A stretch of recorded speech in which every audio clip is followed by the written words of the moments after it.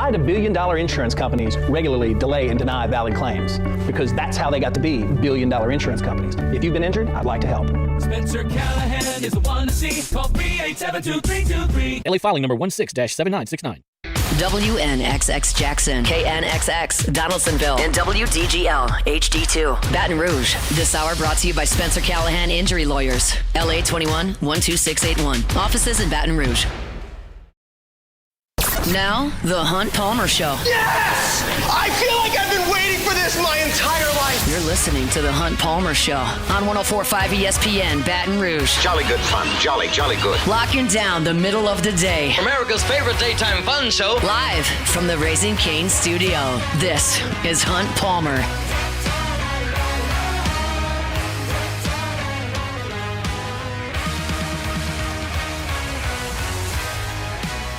Welcome in. Hunt Palmer coming to you from the Raising Cane studio downtown in the capital city on this Monday. I hope your work week's off to a good start. Gorgeous day down here, and we got tons to talk about over the next couple of hours. 3 guests to help us do so. Wilson Alexander from The Advocate covers LSU football. Had a great piece run in The Advocate and online yesterday about Brian Kelly's time in Baton Rouge. He spoke to a number of folks in that football program or former members of that football program and kind of got the ins and outs of why things went the way that they did for Brian Kelly in Baton Rouge. We'll talk to Wilson in 15 minutes. Also have our sports health segment coming up at the end of the hour with Dr. Jeremy Burnham as Jaden Daniels is hurt.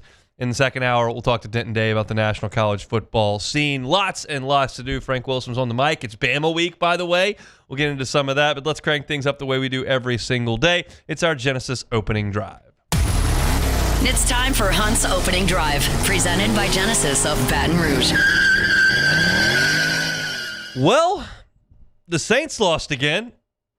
34-10 was the final in LA. It was not nearly that close. The Rams stopped the Saints 3 and out and then went right down the field for a touchdown in which Matt Stafford did not throw an incompletion and never looked back in that 34-10 rout of New Orleans. And as I was watching the game on Sunday, it just kind of became evident to me that I was looking at something that I didn't need to talk about the game on Monday. And that's not the way I entered the day on Sunday. I entered the day on Sunday going, okay, this matchup is terrible, but it is a new quarterback. It's the start of potentially a new era. This is a segment I did last week. I don't have high hopes for this, but it is possible that you're going to find a spark here. You're going to find something to push off the dock. And I want to be very clear.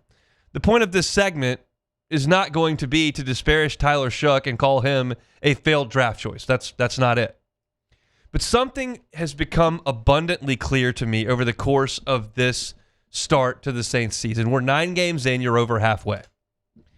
And we spend all this time talking about the quarterback. Should it be Rattler? Should it be Shuck? Rattler does this, Shuck does that. Rattler was drafted by them, Shuck was drafted by them. Here's all the training camp reps, and this is what Rattler did, and this is what Shuck did, and here's the preseason. Here's Shuck's stats, here's Rattler's. Well, they're going to go with Rattler. When should they switch to Shuck? And that's a reasonable conversation to have. It is vital in the National Football League to come up with a franchise quarterback, and the Saints are searching for one. So for us to have had those conversations is correct. It is no longer the most important conversation to have. Some have been on this boat for a while. I'm now firmly on it. We don't need to talk as much about the Saints quarterback. Here's what we need to talk about. The Saints have sunk a ton of resources into their offensive line. Eric McCoy, second-round pick. Cesar Ruiz, first-round pick. Trevor Penning, first-round pick. Kelvin Banks, first-round pick. Talaiasi Fuaga, first-round pick. They're not any good on the offensive line. They're not. They don't run block well. They don't pass block well. They don't control the point of attack. They get penalties. They're bad on the offensive line. I think Banks could be a good player. I think Fuaga could be a good player. McCoy doesn't stay healthy. The 2 guards are not any good. They're not good on the offensive line. They've sunk a ton of resources into their defensive backs. Alontae Taylor doesn't cover very well. Kool-Aid McKinstry, year 2, doesn't cover very well. At safety, you went and signed Jordan Reed. I don't see a lot of impact there. You got Jonas Sanker out there, makes some plays, other times misses tackles. But Matt Stafford picked that group apart yesterday like they weren't even there. Like they weren't even there. Those first two drives, he didn't throw an incompletion. That's the part of your team that's supposed to be good. You've sunk all those resources into it. It's not good. Brian Brzee, first-round pick, can't stop the run at all. None. Your wide receivers do not make plays. They drop balls every single week.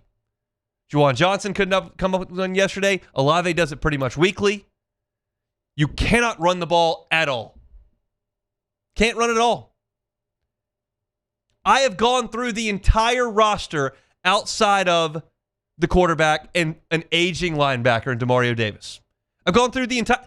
It's all bad. There is not a single position group on this entire Saints roster that is even approaching league average. Not one.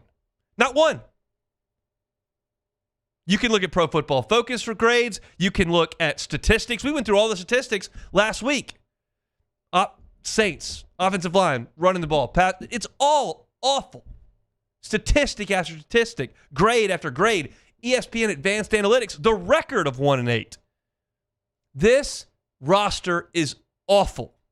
And the worst part about that, you can have a bad roster. It's a rebuild. We've talked about it. The worst part about it is the group that put this roster together, that identified Cesar Ruiz, that identified Trevor Penning, and identified Chris Olave and Alante Taylor and Kool-Aid McKinstry and Brian Brzee and all these guys that represent maybe the worst roster in the NFL. The group that put that together, Loomis, Ireland, Harley, the whole front office, they're the ones in charge of getting the Saints out of this. Why would anyone believe that's a realistic possibility? That's what Gail Benson would have to sell you. That, hey, we got guys in charge that are going to do a good job. Oh, really? Look at the roster.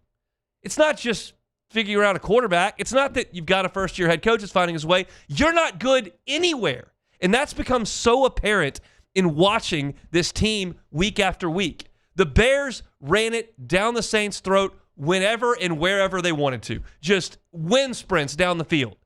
Yesterday, Matt Stafford had a cup of coffee every time he caught the snap and then threw it to somebody that was wide open. You don't do anything well on defense.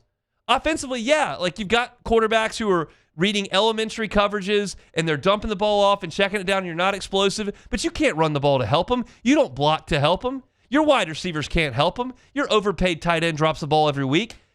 Every single position group on this team stinks. And that is such an indictment on the personnel department above Kellen Moore. And these are the guys that are in charge of getting you out of it. Because make no mistake, like the only way the Saints can get out of this is if you draft well and spend money properly. And this group drafts poorly and spends money horrendously. You have no chance. I didn't do this segment in August when it was the same roster. I did not do this segment in September when it was the same roster. I didn't do it in October. But now you're starting to get to the second half of the season. This is where Kool-Aid McKinstry supposed to be making plays. He's getting gashed. This is where Alante Taylor is supposed to be growing up. He's not. This is where you're supposed to see Taliesin Fuanga and Kelvin Banks assert themselves. They have some good reps. I'm not calling them complete failures at this point in their career, but I'm concerned. You spent money on Juwan Johnson and Alvin Kamara. They're not helping much. And I don't think it's Alvin's fault. They don't block. But is that a good investment? You've got these old heads in Cam Jordan and Demario Davis. They're moving on. Tyrann Mathieu just did. What are you replacing them with? I don't know. Chase Young's the only guy on this roster that is playing at a super high level. He's it. Chase Young is the only bright spot on the entire roster. That's the problem. It's not that Tyler Shuck had a pretty sad day yesterday. It's not that the Rams smoked the Saints. The Rams are really good and the Saints stink. It's not that you're 1-8, but when you watch the product on the field and then you understand that the only way that it's going to get better is if the people that destroyed this rebuild it, that's not going to happen. And you've got an owner who I don't believe cares. I don't think she cares. I've never spoken to Gail Benson. She never talks to the media. So there's no hard and fast line from her that I can go off of. But no organization is run like this. No organization bottoms out, consistently doesn't make the playoffs, embarrasses himself to the 1-8 record, which is the worst in the NFL, and there's nobody that suffers any consequences for it above the head coach. No one else in the NFL operates like that. Everyone else makes changes, tries to do things differently. And the Saints like, oh, well, back in 2009, that was 16 years ago, by the way, back in 2009, we were really good. We were awesome in 2009. Then there was a run there in the 2010s, and right there in the late teens, we had a heck of a team. Yeah. You had a Hall of Fame quarterback and a head coach that was making personnel decisions, and those guys propped up an organization of what is essentially now going to be looked at as failures. I don't have another way to look at these guys.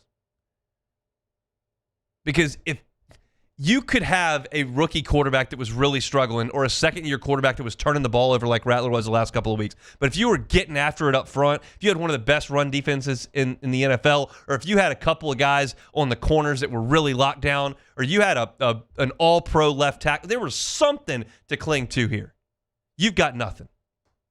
There's nothing to cling to in New Orleans, and it's because of Mickey Loomis. And I waited on this, and I didn't have it was not in my mind like I'm going to do this when this is coming. I just wanted to watch it play out. I don't see anything New Orleans does that is even league average, and Mickey Loomis is in charge of the entire roster. And for an ownership group / owner to look at that and suggest, oh, we'll just keep it rolling. Come on, Mick. It's just ridiculous. It's utterly ridiculous. It's unfair to the people of this state. It's unfair to the people of New Orleans, and I feel for you badly. Y'all know, like, I'm not in the foxhole every Sunday with y'all. It's like I can't speak to it in the same way that I speak about LSU. But I can call it what it is. And this is an embarrassment, and the hope that this is going to get a lot better is fleeting. And that's sad, because it is a proud, proud state in a proud, proud city, and right now there's just nothing to be proud of. That's a bad spot to be in.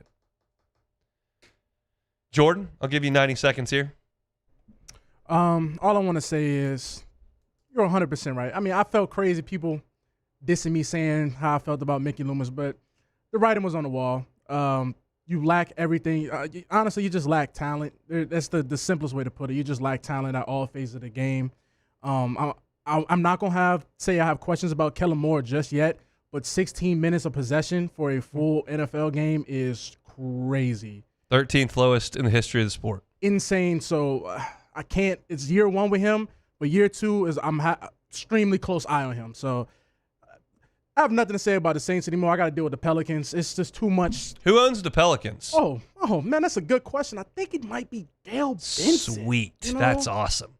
The worst team in the NBA and the NFL. That's actually impressive to pull that off. That's not easy to do. It's a double whammy. She's pulled it off. All right, when we'll come back, we'll transition over to more good news. LSU fired its football coach last week. Wilson Alexander spent the week combing through those 4 years and wrote a great story on The Advocate. We'll talk to him about that next. The Hunt Palmer Show.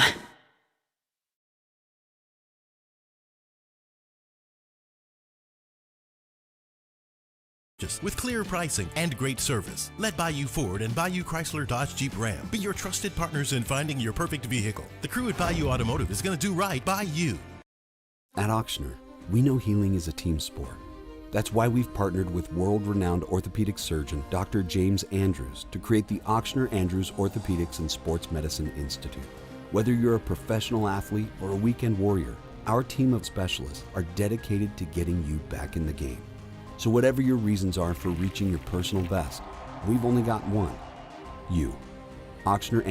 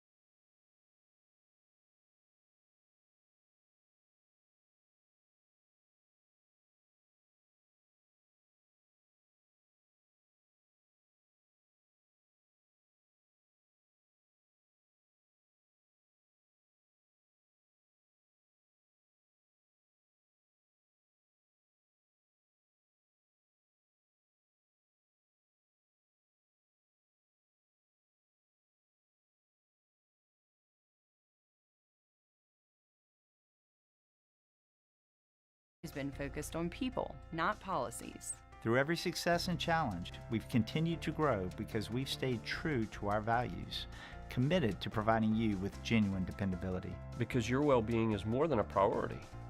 It's our purpose.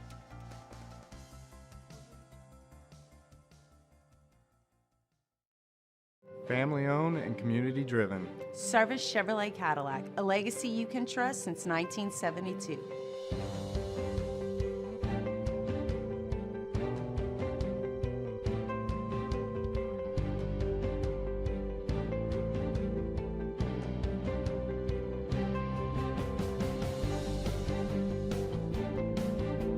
Service Chevrolet Cadillac, our family serving your family. For over 50 years. When it comes to pipe fabrication, time is money. And at River Parish Contractors, we make every second count. Our 36,000 square foot shop is ready to take on your projects right now. With experienced welders, precise fittings, and fast turnarounds you can trust. Whether it's a single custom spool or a full-scale run, we have the capacity and the skill to keep your job on schedule. Call us or visit rpcontractors.com for your quote. That's rpcontractors.com. My father, J.B. Falgu, had a vision of growth for First American Bank and the communities we serve. The bank's foundation was built on his legacy of compassion, loyalty, and dedication. Through his years of leadership, First American has prospered to heights even J.B. could not have imagined. I know my father would be extremely proud of the customer service and financial stability. You're listening to The Hunt Palmer Show on 104.5 ESPN, Baton Rouge.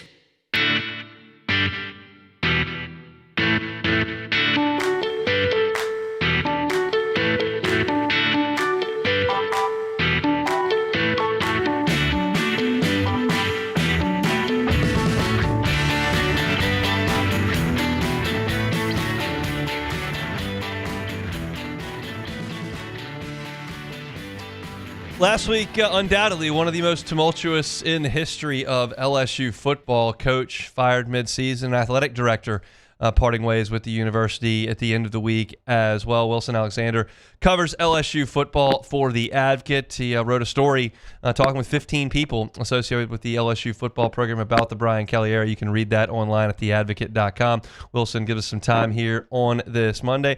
Wilson, thanks for the time. Thanks for having me, Hunt. How are you? I'm doing quite well. Let's talk about what you were able to uncover last week. Obviously, with Brian Kelly's time in Baton Rouge coming to an end, what were you curious to learn as you started to do some digging? I guess the cliff notes of it would be that a lot of what we sort of heard, a little chatter behind the scenes over the past few years, really was what a lot of people felt like was going on within the building. That Kelly did not connect well enough with enough of the players. And I want to emphasize enough because there were some players I talked to who thought that they had a solid relationship with Coach Kelly. One who even said he had a close relationship with Coach Kelly, but he acknowledged that may have been because he was a captain. You know, Brian Kelly had those sort of weekly meetings with the leaders of the SWAT team, you know, little pods and all that. And then things were supposed to kind of be disseminated through. And it felt like to a lot of people, he just did not, as one person said, try hard enough to really get through to the full team the way that he should have, and that he was a little bit too detached. You know, Brian Kelly has this CEO style of doing things that has worked for him in the past, but in order for that to be successful, you have to surround yourself with great assistants.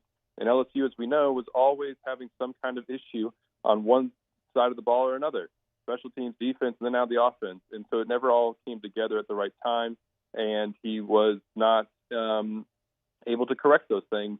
And eventually he just lost a lot of support, and I think that's because he didn't have the relationships that he probably needed to. At least that's kind of how it was explained to me.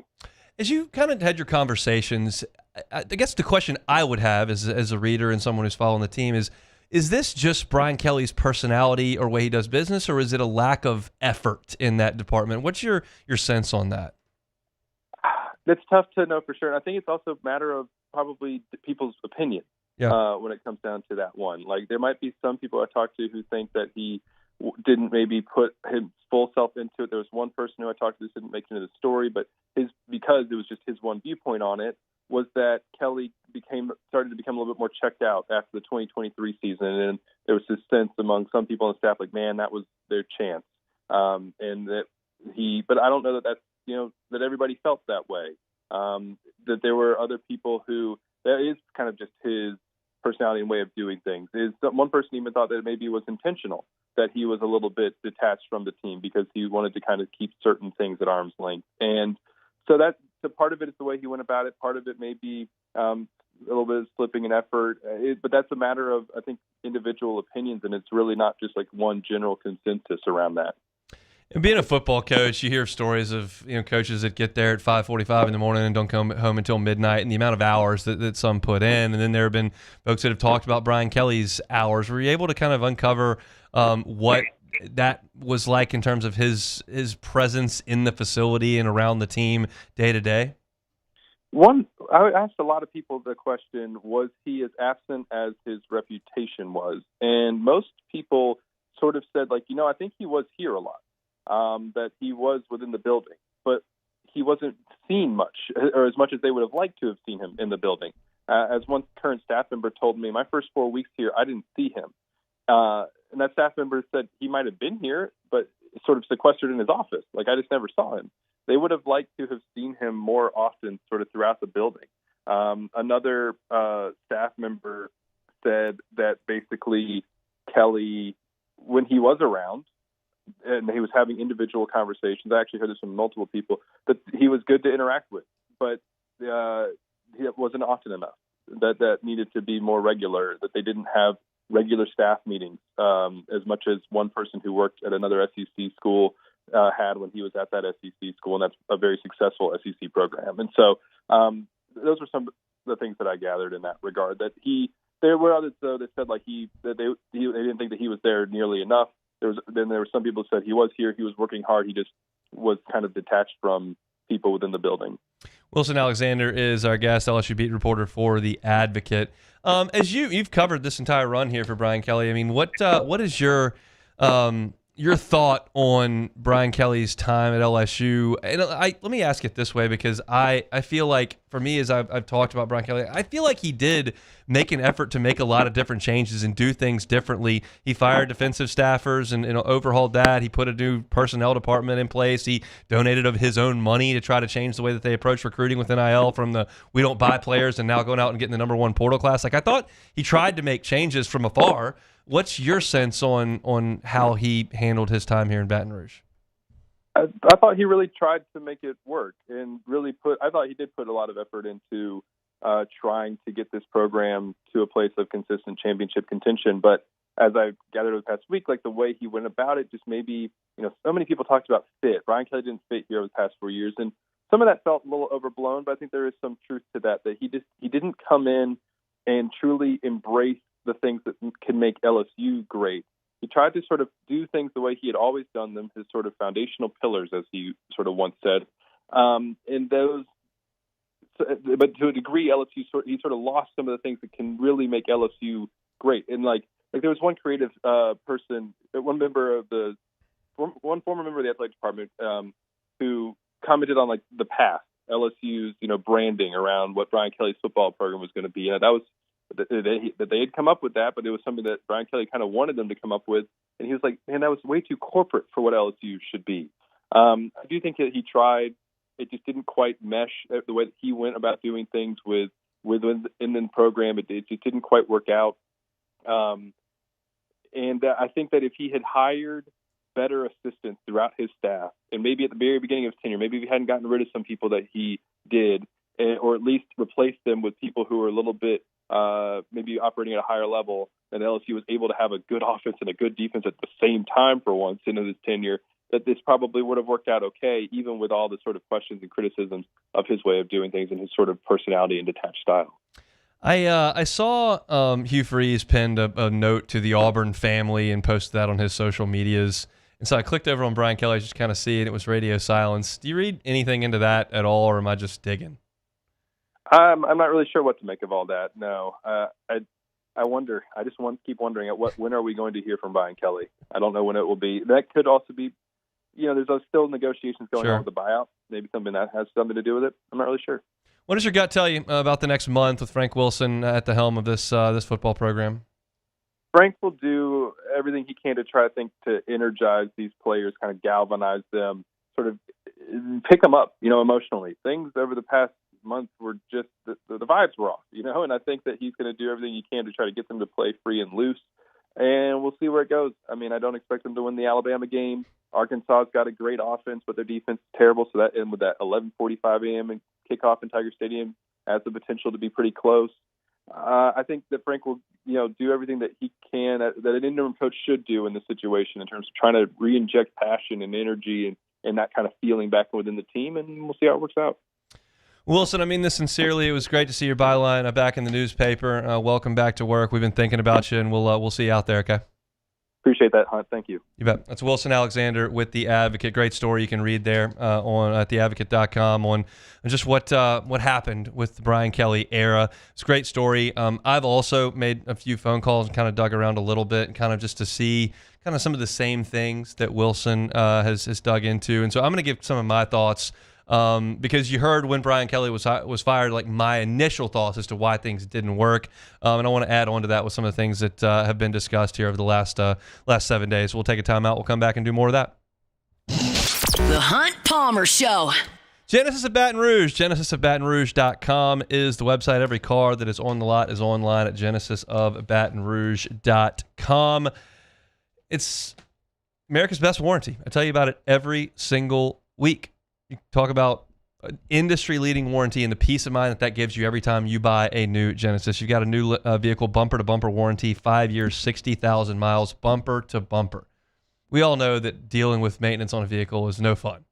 If you've got that warranty, it gives you the peace of mind to know that they got your back there at Genesis.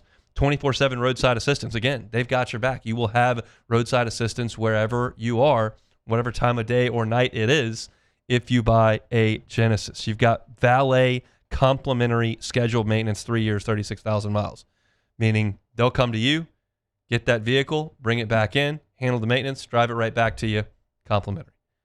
It's that kind of customer service, that kind of peace of mind that goes with a luxury brand and a wonderful line of vehicles that happen to be among the safest on the road. It's Genesis of Baton Rouge, their airline at Piku, so you can go by and see them, or you can check out that inventory online at GenesisofBatonRouge.com.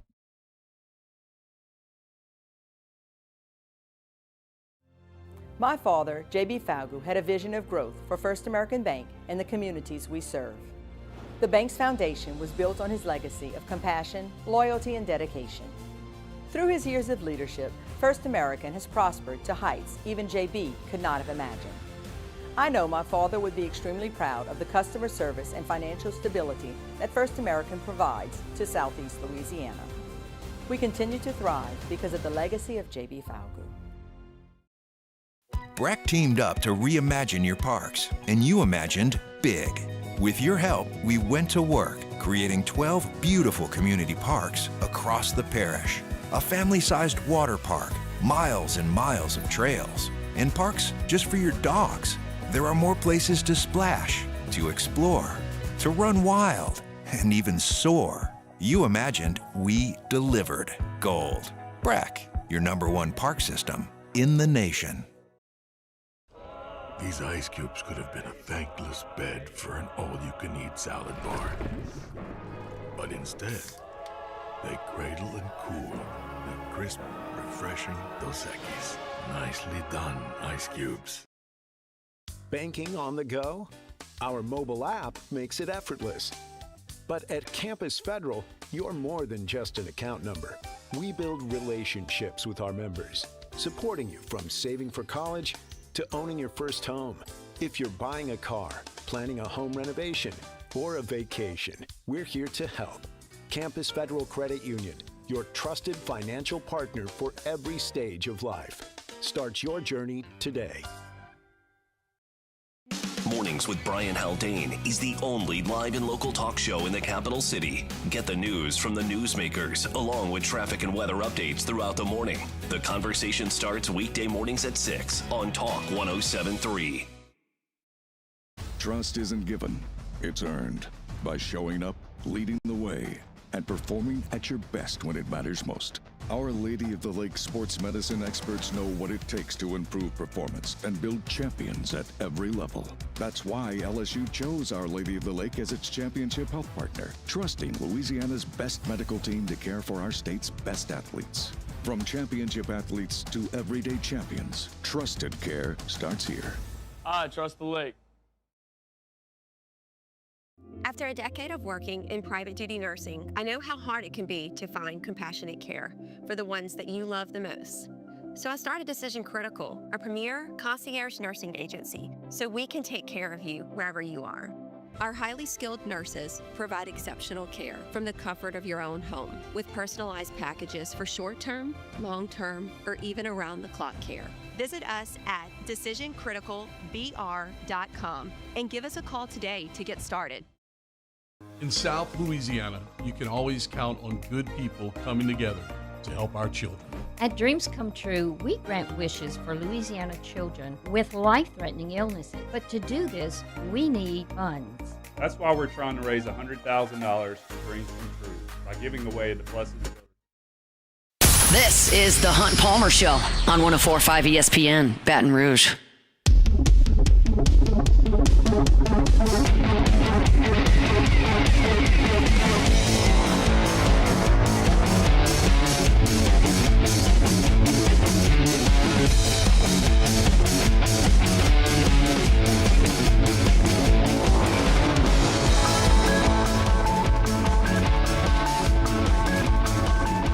All right, moving along here, Monday edition of the Hunt Palmer Show. Hope your work week's off to a good start. Appreciate you hanging out with us, 104.5 ESPN Baton Rouge. Got Denton Day coming up in hour number 2. Also got to check back on my SEC picks against the spread, talk about what went on in the Southeastern Conference over the weekend. So we'll do some of that. World Series was a classic over the weekend. May touch on that as we move forward as well. But I want to react to kind of Wilson's piece, but also just the fallout of the last week as far as the head football coach at LSU is concerned.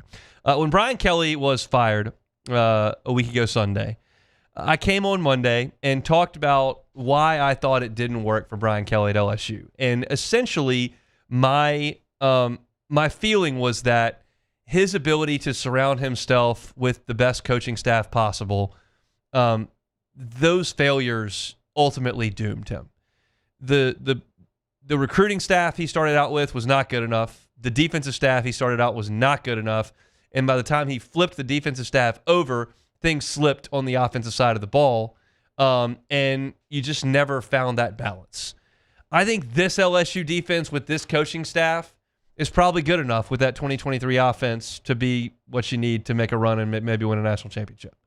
I think that LSU was pretty good on offense the first couple of years. I think they threw the ball well last year, but they couldn't run the ball last year.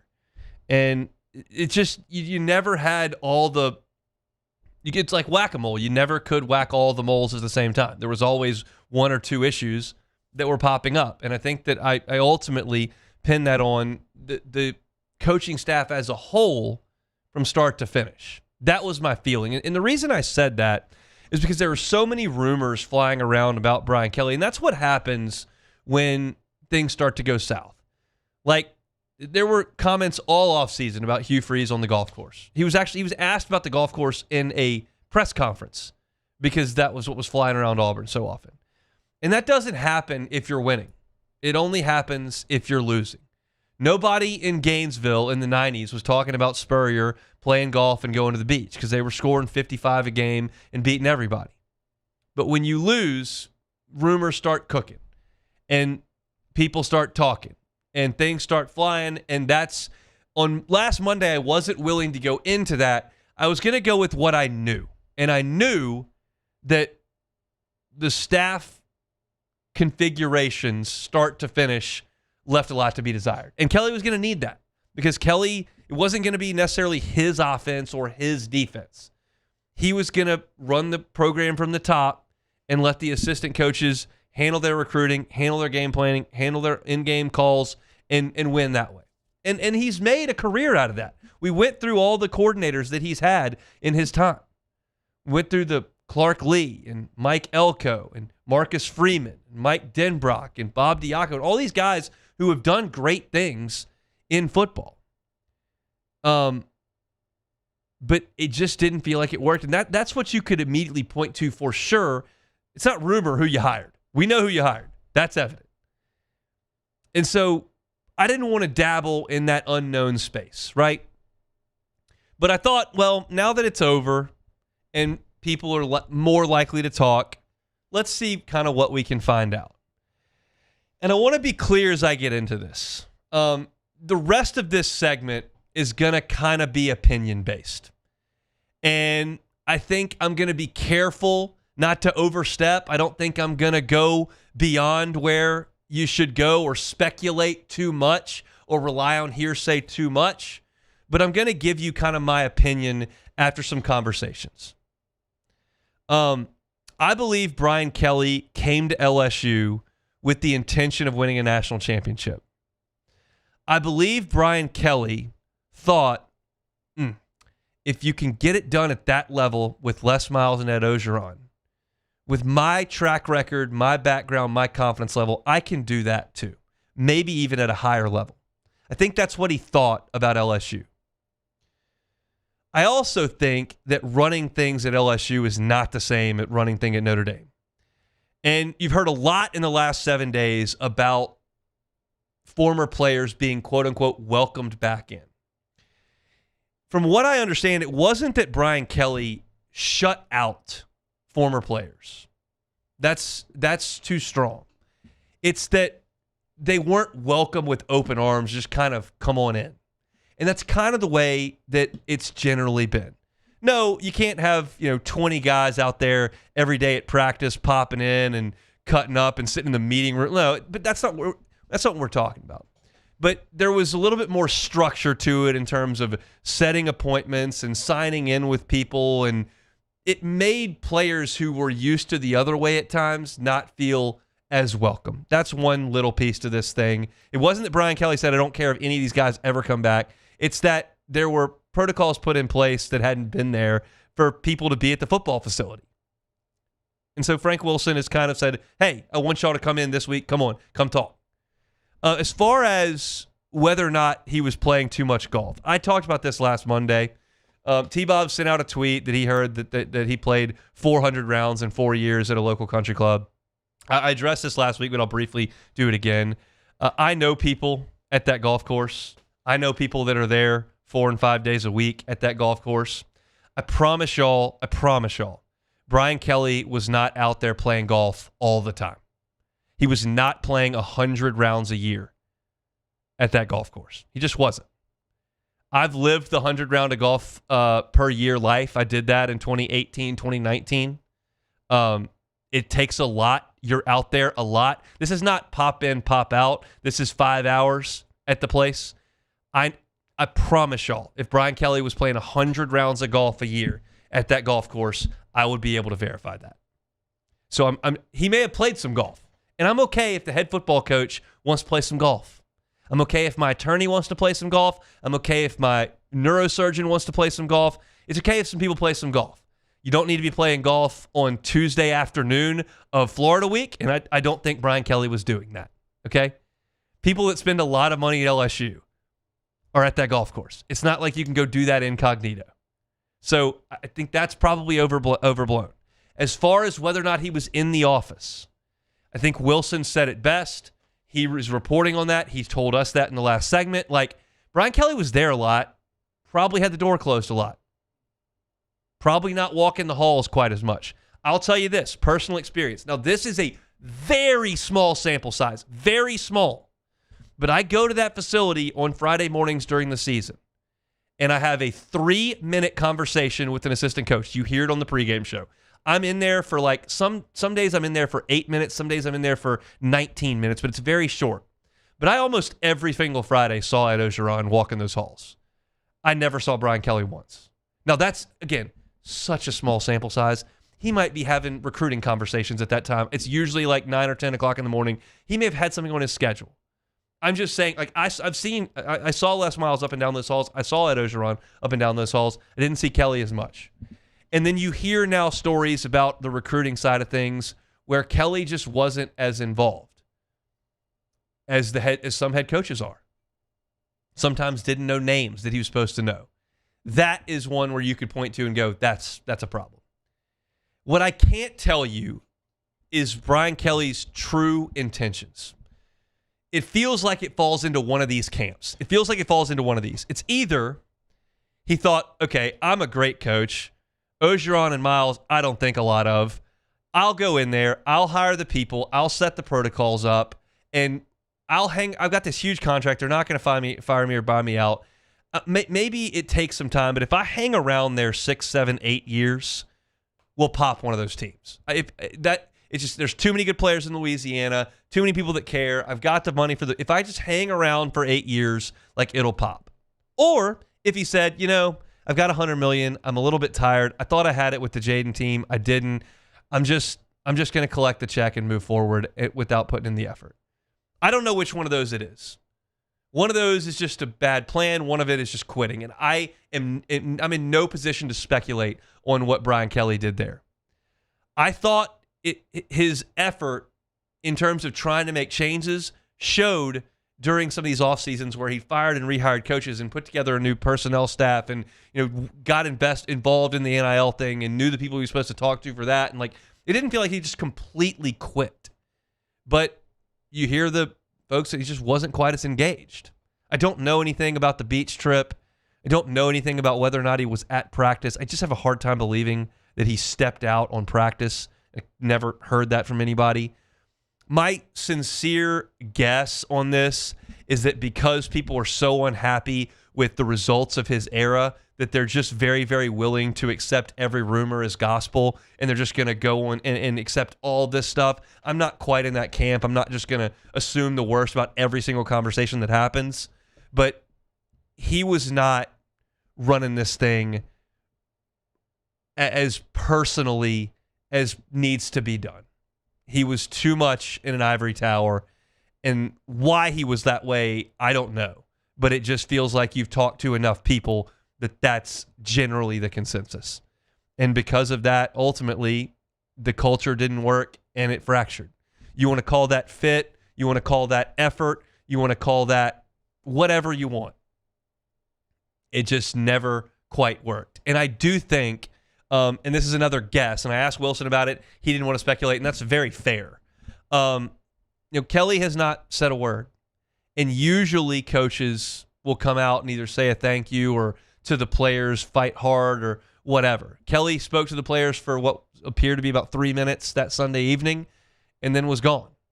And trust me, like I said this last Monday, you fire me and there's tens of millions of dollars on the hook, I'm going to be in Cabo by lunch the next day. Like I'm gone. I'm going to the golf course. Now I can put a Twitter post up from the golf course, but I'm gone. So, I don't expect him to be, hanging around or whatever, like James Franklin popped up on game day. I don't need that. That's a little bit above and beyond. But there will be more and more that is told about Brian Kelly's time as it moves forward. I've kind of got what I was looking for there. I don't have a motive, but you can kind of see that the coach wasn't involved with the people in the organization to the level that you would imagine a coach needs to be involved with the people to keep that culture where it needed to be. It doesn't mean he didn't care at all. It doesn't mean he completely mailed it in. He could have mailed it in and could have not cared. I don't know, but it doesn't mean that. But you got to be a little bit more hands-on than he was, and ultimately, I think that's what cost him here in Baton Rouge. Step aside, close out hour number 1 next.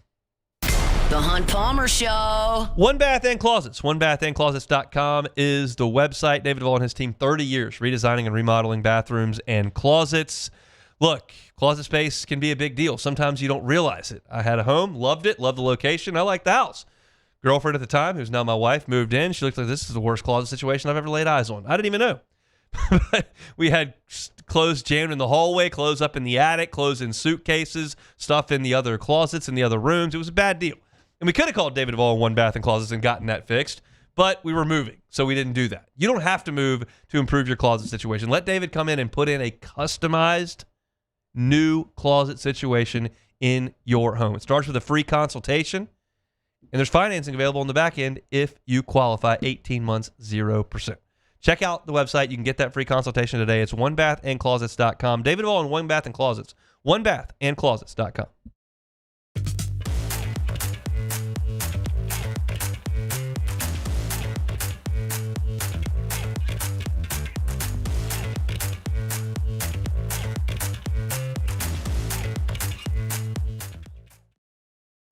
When it comes to pipe fabrication, time is money. And at River Parish Contractors, we make every second count. Our 36,000 square foot shop is ready to take on your projects right now. With experienced welders, precise fittings, and fast turnarounds you can trust. Whether it's a single custom spool or a full-scale run, we have the capacity and the skill to keep your job on schedule. Call us or visit rpcontractors.com for your quote. That's rpcontractors.com. These are the luckiest ice cubes in the world.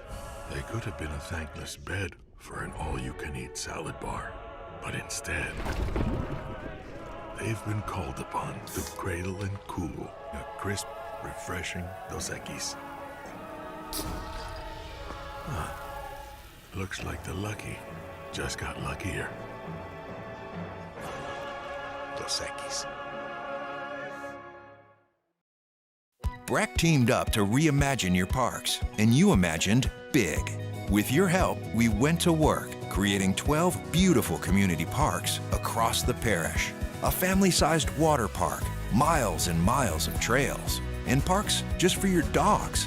There are more places to splash, to explore, to run wild, and even soar. You imagined, we delivered. Gold. Breck, your #1 park system in the nation. ED, low T, or simply seeking to optimize your health and performance? Goodwood Men's Sexual Wellness offers a range of discreet services to address your specific needs. We empower men to reclaim their health and confidence. Visit yourgoodwood.com. Raising Cane's is our victory meal. Football fans are some of the most dedicated fans in sports. It's a fundamental quality we share, and that fuels every single order of our hand-battered chicken fingers. Wherever there's football, there's Raising Cane's. One love. Let's go. Banking on the go? Our mobile app makes it effortless. But at Campus Federal, you're more than just an account number. We build relationships with our members, supporting you from saving for college to owning your first home. If you're buying a car, planning a home renovation, or a vacation, we're here to help. Campus Federal Credit Union, your trusted financial partner for every stage of life. Start your journey today. Flight by Yingling is raising the bar by crafting the next generation of light beer. With only 2.6 carbs and 95 calories,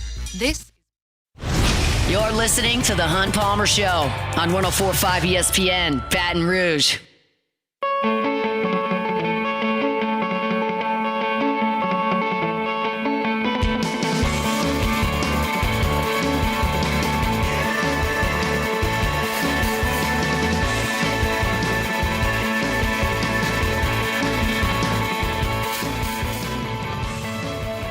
Closing up hour number 1 here on this Monday. Time for Sports Health, presented by Auctioneer Andrews Orthopedics and Sports Medicine Institute. For that segment, every couple of weeks, we chat with Dr. Jeremy Burnham from Auctioneer. He joins us now on the Jim's Firearms Hotline. Dr. Burnham, thanks for the time. How are you?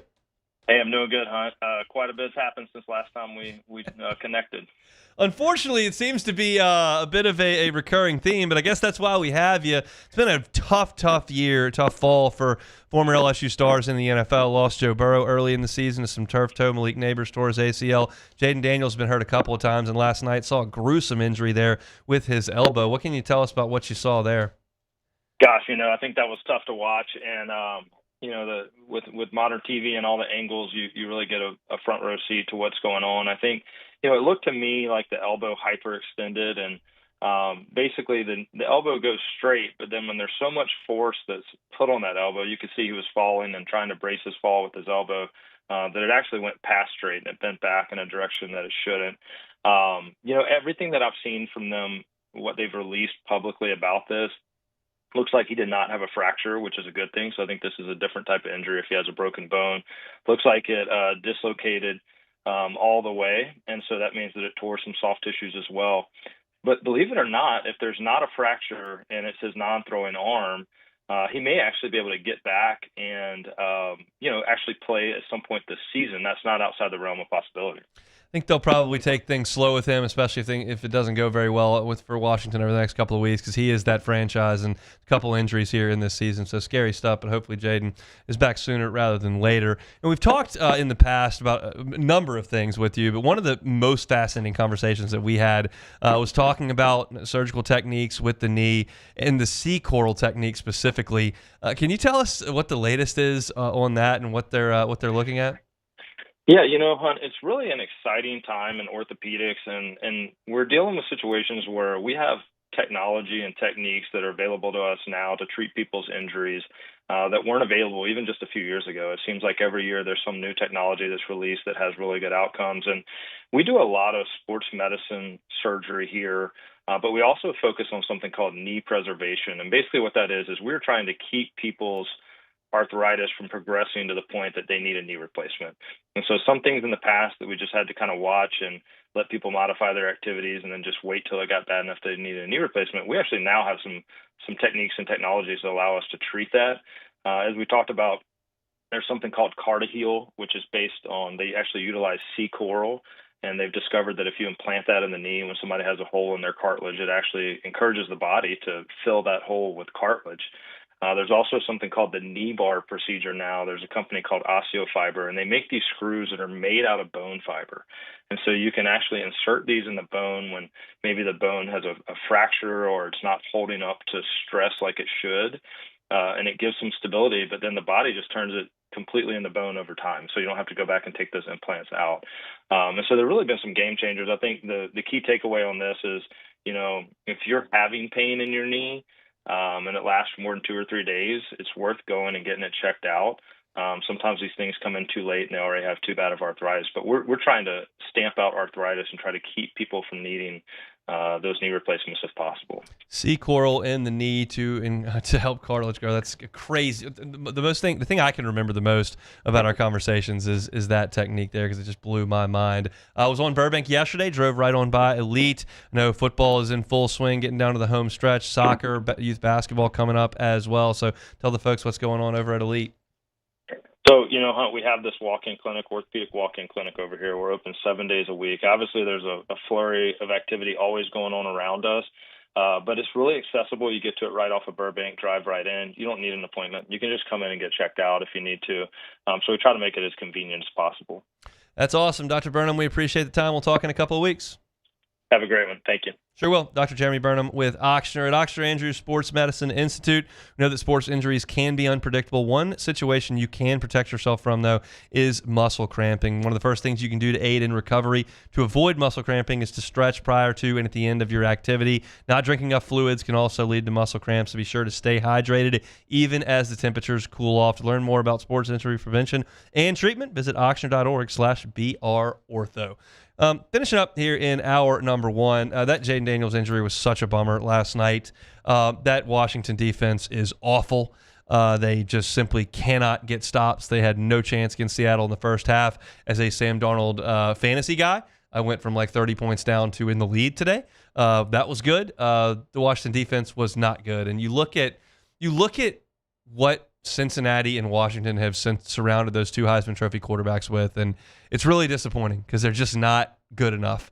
Washington struggled, but they finally got Terry McLaurin signed, and you thought, okay, that offense is going to be humming, and the offense has been okay, even though Daniels has missed some time, but the defense has just been a sieve, and the Bengals defense is awful. They gave up nearly 50 points with Joe Flacco humming it around against the Bears. It's sad that those two have found themselves in spots that can't seem to surround them with the right talent, and it's really sad that they can't stay healthy. So hopefully, Jaden wants to run, and he's not very big. It's hard to run a lot in that league, and he's paying for it a little bit this year. So hopefully they take it easy with him. If he can come back, we'll see it. But it's just been a bummer of a fall. Like I could go all pessimistic on you here about how LSU's season is spiraling out of control, and the Saints are maybe the worst team in the league, and Burrow's hurt, and Daniels is hurt, and Neighbors is hurt, and like it's a sad state of affairs. And you can toss the Pelicans right on in there if you want. It's not great in South Louisiana currently from a football or basketball perspective, that's for sure. But we keep on keeping on. LSU women's basketball tomorrow starts the season. Hopefully they're really good. LSU men's basketball crank things up on Wednesday. Hopefully they make a push here. We'll see.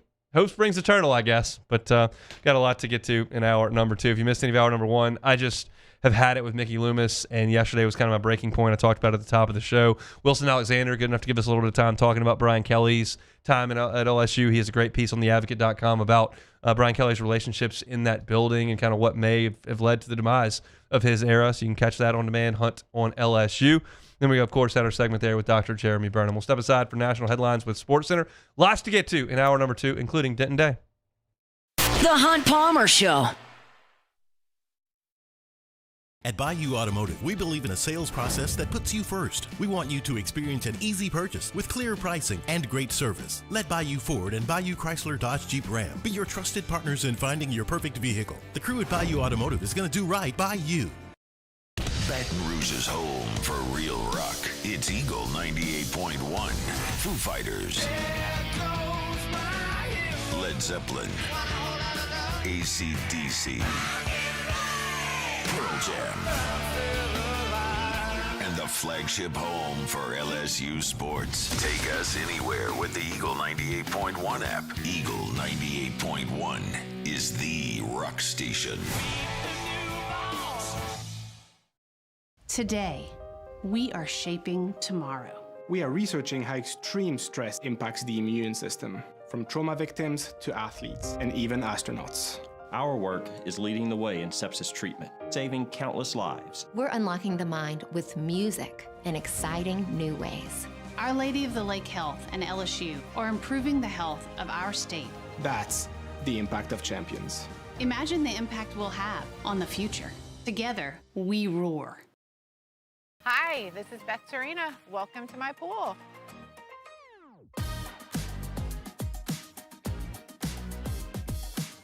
The first time I saw this beautiful pool, it exceeded every expectation that I had. They were able to get everything we wanted in this pool. It is a beautiful pool. We live out here, we eat out here, we watch TV out here. This is like our living room outside. We love this pool and everything about it. When we decided to build our pool, we called a great friend who is one of the best pool builders in the country in North Louisiana, and we said, who would you choose to build a pool in Baton Rouge? And without a hesitation, he told us Russell Pools. He said their history, tradition of great builds, great pools was unmatched. So of course, who did we call? Russell Pools. The advice I would give to anyone looking to build a pool is first call Russell Pools. They'll do an incredible job. It'll be incredibly organized. It'll be time efficient, and you will have your pool in no time.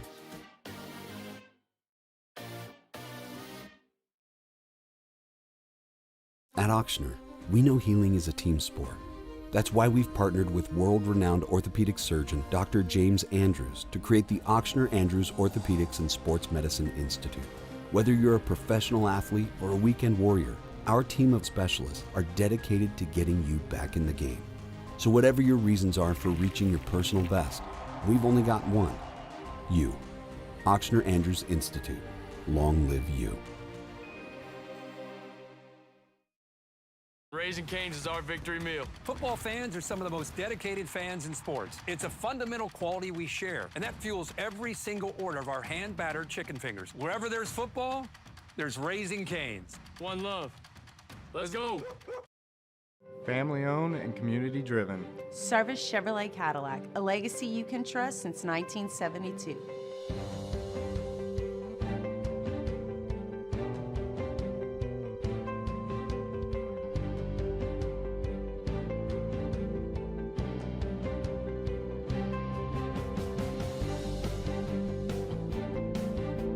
Service Chevrolet Cadillac, our family serving your family. For over 50 years. At Luba Workers' Comp, our journey began over 30 years ago with a simple belief: our clients come first. At Luba, our business has always been focused on people, not policies. Through every success and challenge, we've continued to grow because we've stayed true to our values, committed to providing you with genuine dependability. Because your well-being is more than a priority. It's our purpose.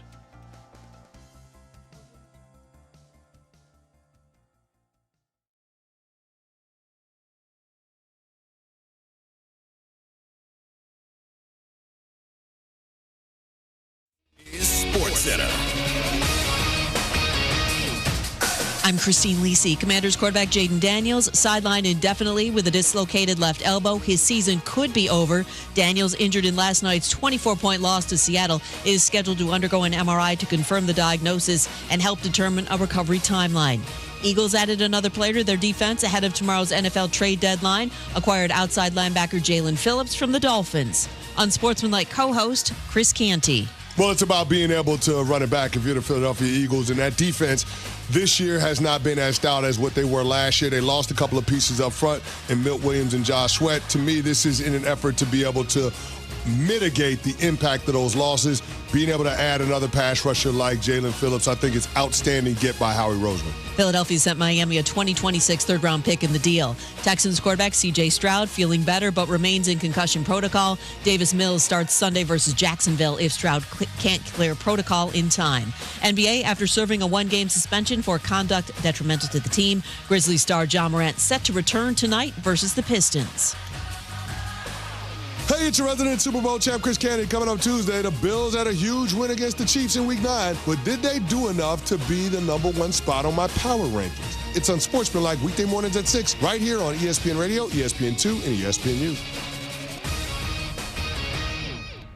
Now, the Hunt Palmer Show. Yes! I feel like I've been waiting for this my entire life. You're listening to the Hunt Palmer Show on 104.5 ESPN Baton Rouge. Jolly good fun. Jolly good. Locking down the middle of the day. America's favorite daytime fun show. Live from the Raising Cane's studio. This is Hunt Palmer.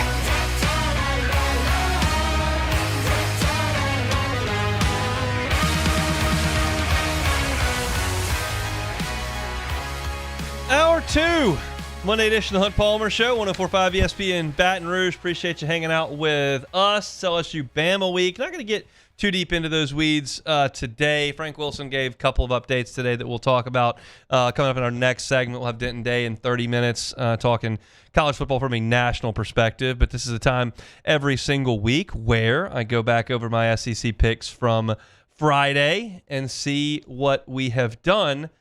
Jordan? I think you had a good week because a lot of things that I had didn't hit. So I know you had the exact opposite on a couple of those. 4-2. Yeah, I know. Second winning week in a row. 4-2. We had Vanderbilt plus 3.5 backdoor cover. Way in the back door for the Doors. They had 21 unanswered late. I had Georgia minus 7.5. That one did not hit. Yeah. Had Mississippi State catching 4.5 points. They won outright in Fayetteville. Excellent work there. I had Ole Miss minus 11.5 against South Carolina. They smoked the Gamecocks. Also had Oklahoma plus 2.5. That was a victory there. And then I had the wrong coach getting fired in the Auburn-Kentucky game. I had Stoops getting fired. Freeze got fired. Yes. So I missed that one. But I did get home with 4 wins and 2 losses in the 6th game. So let's talk about it. Got to start with Hugh Freeze and Auburn. I'll be honest. I thought that hire was going to work. I don't really care for Hugh Freeze. I've talked about that a lot. I don't know the man. Just seems from afar to not kind of be the vibe I'm looking for. Yeah. But no doubt he won a ton at Ole Miss. Then he took his time off, went to Liberty, won a ton there. And I thought, well, he'll go to Auburn to win a ton. And to me, he has really good wide receivers on this team, and the defense is actually good. Really good. Their defense held A&M. Their defense played good on Saturday night. They held Kentucky to 10, but he never got it figured out at quarterback. And if you cannot win without functional quarterback play, and he just never got it. Peyton Thorne, not the answer, and Jackson Arnold, not the answer. There have been some guys who have kind of taken their second opportunity and made that stick in college football, but you're just not. You didn't get it with Jackson Arnold. Like, he was not good at Oklahoma last year. That was a really messy situation, and it was bad for Auburn this year. And you look at what he's done. They're 1-5 in league play in year 3. I just don't know that you can recover from that. They scored 3 points on Kentucky. They scored 33 on an Arkansas defense, which is just awful. They scored 17 on Missouri. They scored 10 on Georgia. They scored 10 on A&M, and they scored 17 on Oklahoma. It's just not good enough. It's just the offense, which is Hugh Freeze's side of the football, just never clicked there on the plane. So Mark Stoops lives to play another day. He gets a win, an ugly one, but it is a win nonetheless. So he lives to play another day. I thought probably beyond a coach getting fired, the next biggest game to me was actually Texas Vanderbilt. And I'll tell you why. Because Texas is waking up on offense. You look at what they did in this game.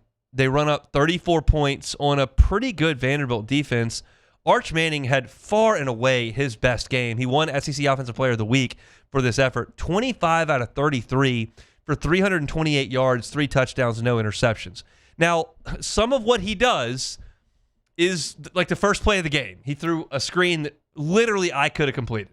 Just threw a screen out of the line of scrimmage, and his guy took it 70. Like, okay, that helps your statistics. But that's Sark's offense. Like, we expect Sark to create some good things in space on some easy throws for a quarterback. And the puzzling thing was that wasn't happening early in the season. Like, it just wasn't. And now, with Texas showing a little bit on offense the last 2 weeks, you had a 34-point outburst here, and then you did score 45 on Mississippi State. Now, that's an overtime game, and Mississippi State's defense is not very good. But you're starting to see a little bit of rhythm. Could Texas be a factor late? And maybe not. Maybe they go to Athens this week and they get smoked and it's over. But this is me talking. This is what I'm looking for. Can Texas now beat Texas A&M? That's the last game of the year. It's in Austin. And Texas will be fired up for that game. And when I'm looking at a Texas offense that was scoring 21 on Florida and 16 on Kentucky, and 23 on Oklahoma. This is an offense I'm going, well, they won't be able to keep up with A&M. Like, even if their Texas defense plays well, A&M's going to score some, and they won't be able to keep up with A&M. Now, I'm not so sure. So, I'm filing that away. Texas already has 2 losses, so they may not make the playoff, but can they beat A&M the last game of the season? Maybe so. Well, again, I'll file that away. Oklahoma goes to Knoxville and beats Tennessee. It's the 3rd loss of the year for Tennessee. They're eliminated from the playoff. It was supposed to be a bit of a reset for Josh Heupel this year. And so I don't think this is shocking. If they can play well the last 3 weeks, they got New Mexico State coming up after the bye. They'll obviously win that. They go to Gainesville.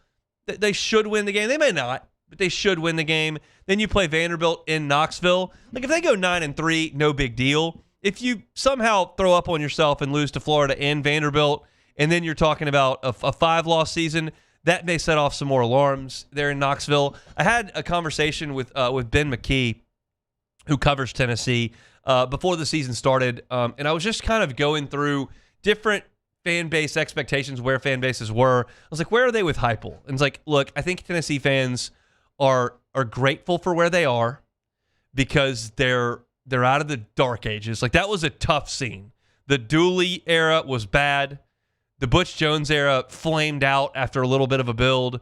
You got nothing out of Jeremy Pruitt. Like, there was a lot of bad for 15 years in Knoxville, and they've gotten out of that.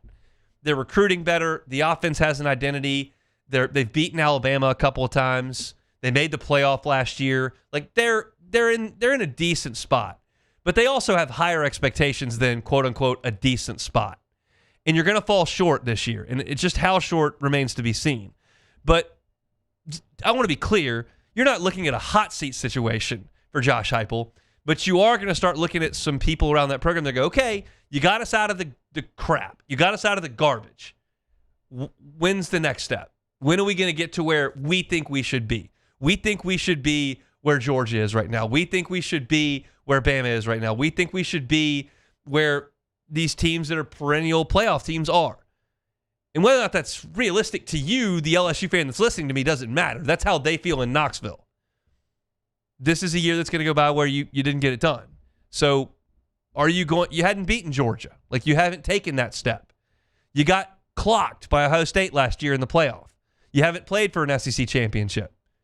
Like, when's the next step? That's what they're looking for in Knoxville, I think. Speaking of the next step, Jeff Levy won a conference game. Nice job, Jeff.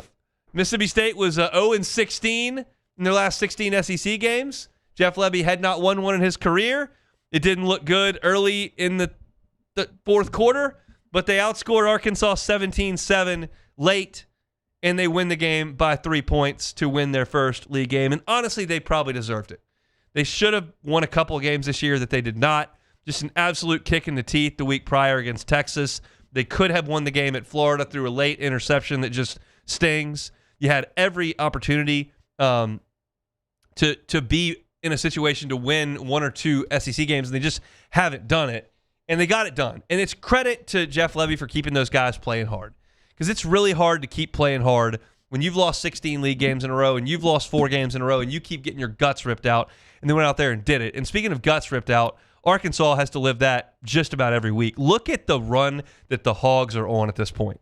Arkansas coughs up a double-digit home lead to a team that is 0-16 in its last 16 league games to lose on Saturday. The week before that, they lost to Auburn at home in a game where they just got run off the field in the second half by a backup quarterback. The week before that, they were in a really hotly contested game with Texas A&M in the fourth quarter at home. They were down 3 with 10 minutes to go. They lost by 3. It was a late touchdown that got it there. But, I mean, they were in that game. They went to Knoxville and were right there in the game to win it, 34-31. Like, Bobby Petrino has these guys on the doorstep of winning. They just can't. Now Arkansas has lost 7 games in a row. The last time they won, they beat Arkansas State. That game was on September the 6th, I believe. It's been a minute since Arkansas won a football game. And, oh, by the way, that's something we're going to talk about next week because Arkansas's got a bye this week, and then they're in Baton Rouge for an 11:45 a.m. kickoff. So this is a team that is reeling, but in a way that is just so painful because they get close to winning every single week, and they got close to winning. In this one, they had a school record 18 penalties. They got penalized 18 times in this game.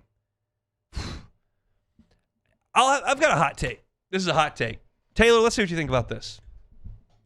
I look at this Arkansas team that Bobby Petrino did not put together, that he was the offensive coordinator for, and they are in the top 5 in the nation in total offense. They've got a quarterback who's going to lead the country in total offense, and they're losing all these games, but his side of the ball is good. Like, I'd probably hire him. They've lost every game he's been the interim. I would probably hire him. His side of the ball is good. You could hire Chad Morris in 2 seconds in Fayetteville. You go 0-8 before you can blink. I think they're gonna hire Bobby Petrino. I mean, remember we all clowned him last year. If he goes 0-8, Sam Pittman's gonna bring in his replacement, his ultimate replacement. They already named him interim. I kind of do. I mean, plus look at all these job openings. How high up is Arkansas in that pecking order? Like, who are they going to realistically get? But I mean, if he goes 0-7 in the SEC, you think they're going to hire him? No, he's got to win one. Well, I got news for you. It probably needs to be this one in Baton Rouge. Because they go to Austin. I mean, they can beat Missouri and Fayetteville, sure. But, I mean, his side of the ball is scoring 40 every week.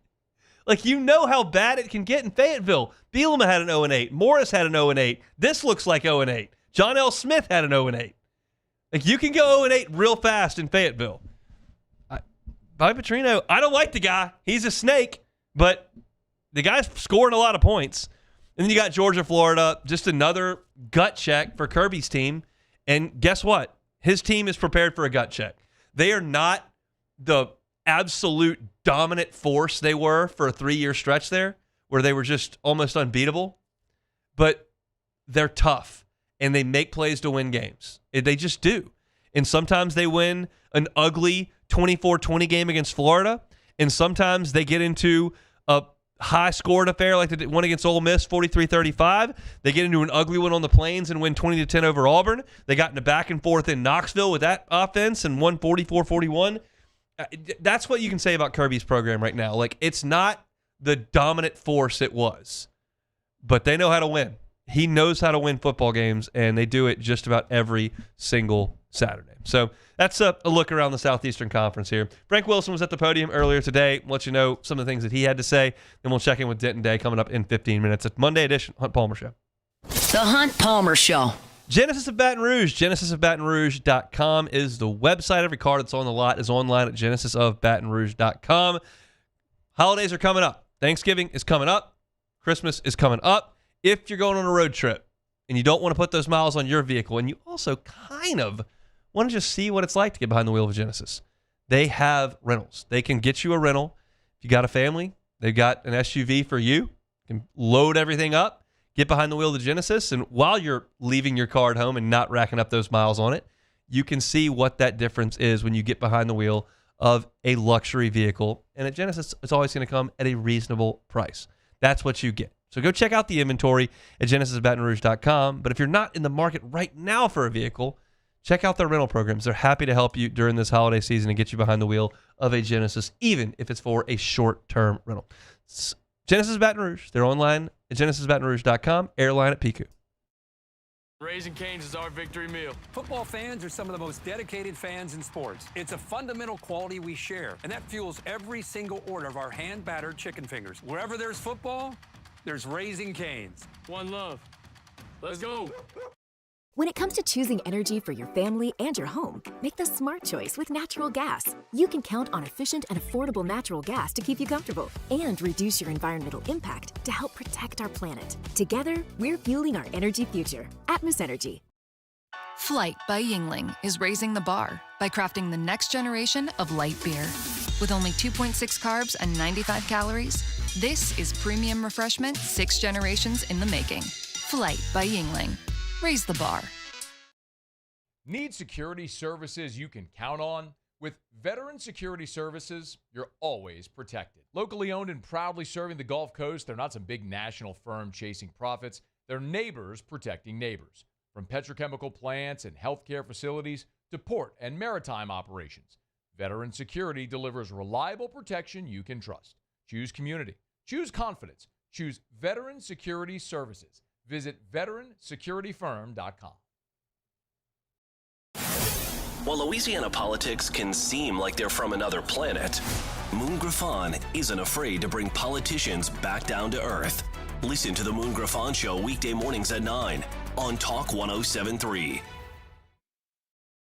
It's not just a game, it's a religion. You've got your team colors, team swag, and now your very own website, LouisianaSports.net. Everything LSU, Saints, and Pelicans. Sports on demand. In-depth coverage by sports writing pros with continuously updated news. And with the LouisianaSports.net newsletter, you get pinged directly with top trending stories. Best of all, now and always, no paywall. It's free. LouisianaSports.net, powered by 104.5 ESPN Baton Rouge. Your home for Louisiana sports.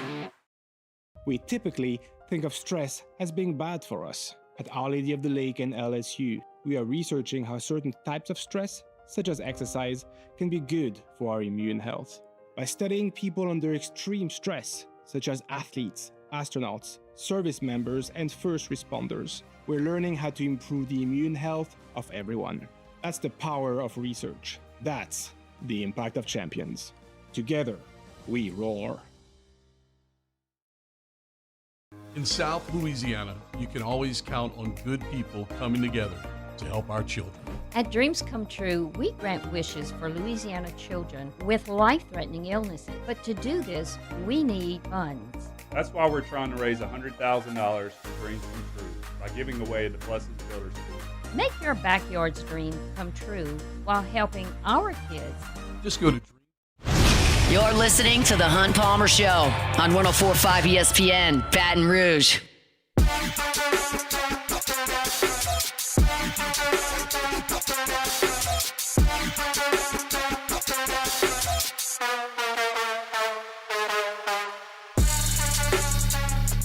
All right, Denton Day coming up here in 15 minutes, talking national college football storylines. Back home front, LSU, Frank Wilson, his first Monday press conference as the interim head coach. LSU gets ready for Alabama. First housekeeping order at noon today. It was announced that LSU and Arkansas will be an 11:45 start time on the SEC Network in Tiger Stadium. So morning kickoff in Tiger Stadium. I know that doesn't make a lot of folks super happy. I don't love it either, but as I've said many times, I will take it. I would prefer they play that game at 7 o'clock at night, but if you're going to get me off the air at 5:15, I'm going to take it. LSU's not going to win the national championship this year, so if I can go to dinner with my family as opposed to staying up until 3 o'clock in the morning like I do some post games, we'll take it. But it's a bummer for LSU fans to get that Arkansas. But you lose 3 games, you get pushed off the primetime spots. That's just the way things go. I think the television networks are banking on LSU having 4 losses and having 3 SEC losses in a row. So it is what it is. LSU and Arkansas, 11:45, coming up a week from Saturday. Housekeeping notes, Frank Wilson said that Whit Weeks questionable this week with a bone bruise. They're going to try to ramp up his workload. It's a pain tolerance thing for him, how much he can play through. We'll see. I think questionable this point in the week would suggest that there's a doubt that he's going to play, but we'll see. I'm just going to lay all the cards out on the table. It's not necessary for me to do this, guys, but I'm going to do this for y'all just because I find it a little bit humorous. I was hammering away at my story in the fourth quarter of the LSU-Texas A&M game in disgust at what I was watching. I didn't even know Carius Kern got hurt. I don't even recall that play happening.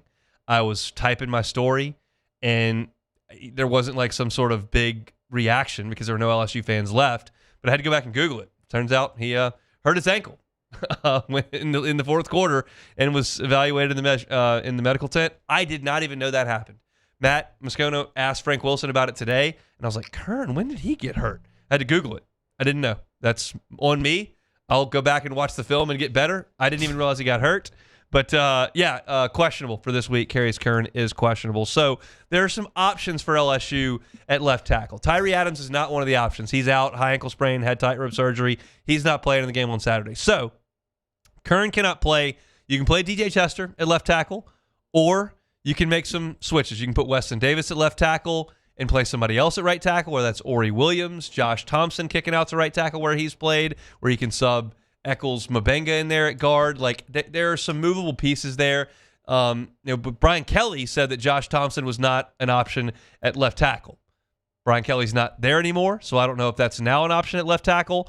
But right now, you've got a question mark there because you may not have your top two options at left tackle in Tyree Adams and Carius Kern. So if you got to play DJ Chester at left tackle, that's just a tough spot for him. I feel bad in some respects for DJ Chester. DJ Chester is probably a guard. Like, all indications are that he's a guard.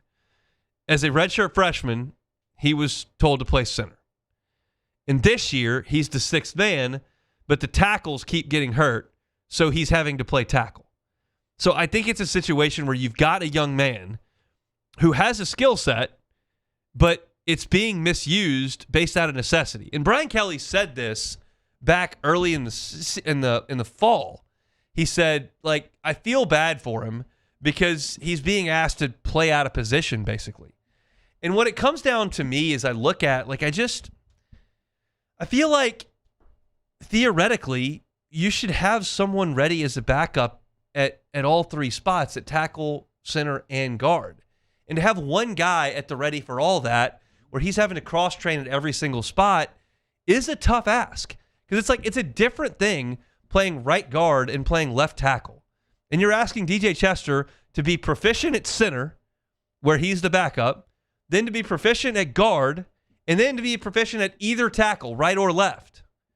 And while he has played more left tackle because Kern went in at right tackle when Davis got hurt, part of that was because you had a targeting foul situation with Chester and he couldn't play. So there's a lot of moving parts up on LSU's offensive front. And I can't help but think that does play a part in LSU's inability to get a lot of stuff going on offense. I did not say it was the downfall of the offense. I think there are a lot of factors at play there. But I do think that it would help if there was a little more continuity and a little bit more position specificity, where you had guys locked in at places instead of, just kind of whatever opens up, go. How do you work on that at practice? Like, where do you take your reps? That would appear to me to be a difficult spot to put him in, but that's kind of where they are. And you heard more today from Frank Wilson. This will kind of be my last talking point on what Coach Wilson had to say at the podium. More about running the ball. And he's not shying away from this. Like, they asked him again about the running game, and he said, this is a huge emphasis for us. So, like, at this point, Bama's going to know that LSU is coming to Tuscaloosa with the intention of running the ball a significant amount of times. So we'll see how that works out. I was on the LSU press conference today with Chris Blair. We did the kind of the pre-show to Frank Wilson's press conference, and I gave you the stat that I gave you last week, that there are only 13 teams in college football's FBS subdivision that run the ball fewer times than LSU. I expect that to change over the last month. And Frank Wilson talked about Harlan Berry. He talked about Caden Durham. He mentioned wanting to get Juwan Johnson involved. And I think you're going to see that from LSU in the game on Saturday. How successful that's going to be, I don't know. Bama's run defense is not very good. But LSU's run offense has not really proven much. So hopefully they can get something established early, and hopefully they can hold Alabama down to a degree so that they can continue to run it. Because I think they wanted to run it last week, and they looked up late in the third quarter, and they were down 3 scores. Well, running it kind of takes a back seat when you're in that situation. So that's most of the talking points from Frank Wilson. He feels like the morale is very good. He led the press conference with that today. That remains to be seen. I'm curious to talk to the players tomorrow and kind of hear what we hear from those guys. Everybody's got to kind of find their motivation this week, whether that's the NFL, beating Alabama, playing for LSU, playing your last college games, for tape for the transfer portal so you can negotiate a higher NIL deal. Like, whatever it is that makes you tick this week, next week, bye week, following week, whatever, that's got to be brought out. And that's Frank Wilson's job this week, to make sure that those guys are ready to play. We'll see. I'm going to write about it later this week once we talk to the players and kind of my vibes on how they're going to feel. But it's certainly an interesting time at LSU. Last week was maybe the most tumultuous week in the history of the program, losing your head coach and your athletic director in the course of 1 week. That's a lot. We'll see how things play out over the next 72 hours or so. All right, we'll step aside. Denton Day, SiriusXM's College Football Overtime. Talking all things national college football next. The Hunt Palmer Show. Highland Insurance Group, HighlandIG.com is that website. Almost time for renewals for a lot of January, folks. The time to look at that is not December 17th because you can't get anything done at that point. Too many people on vacation, too many variables to get a quote back. If you want another set of eyes and another option for a January renewal in 2026, contact the Highland Insurance Group. Jonathan Carver and his team are happy to audit your current program, understand what your risk tolerance is, and put together a program that works for your business. Maybe that's a captive. Maybe that's something along the lines of what you're doing. Maybe there are lines of coverage you're not even aware that you need. But what the Howard Insurance Group does, they always consider premium, but coverage is something they're going to bring to your attention first and foremost, because they want to make sure that when their clients spend that money, which is good money, on those insurance premiums, that program is ready to respond when something unforeseen happens, whether it's a car accident, whether it's a hurricane, whether it's a lawsuit, one of your employees clicks the wrong button and you've got a phishing incident, whatever the case may be. The Highland Insurance Group is happy to protect your business with you. It's the Highland Insurance Group. Find them online, HighlandIG.com. These ice cubes could have been a thankless bed for an all-you-can-eat salad bar. But instead, they cradle and cool the crisp, refreshing Dos Equis. Nicely done, ice cubes. When it comes to pipe fabrication, time is money. And at River Parish Contractors, we make every second count. Our 36,000 square foot shop is ready to take on your projects right now. With experienced welders, precise fittings, and fast turnarounds you can trust. Whether it's a single custom spool or a full-scale run, we have the capacity and the skill to keep your job on schedule. Call us or visit rpcontractors.com for your quote. That's rpcontractors.com.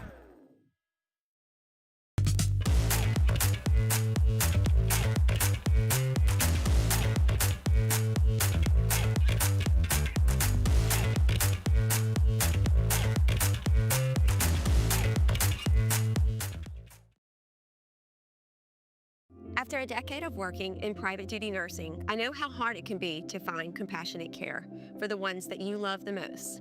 So I started Decision Critical, a premier concierge nursing agency, so we can take care of you wherever you are.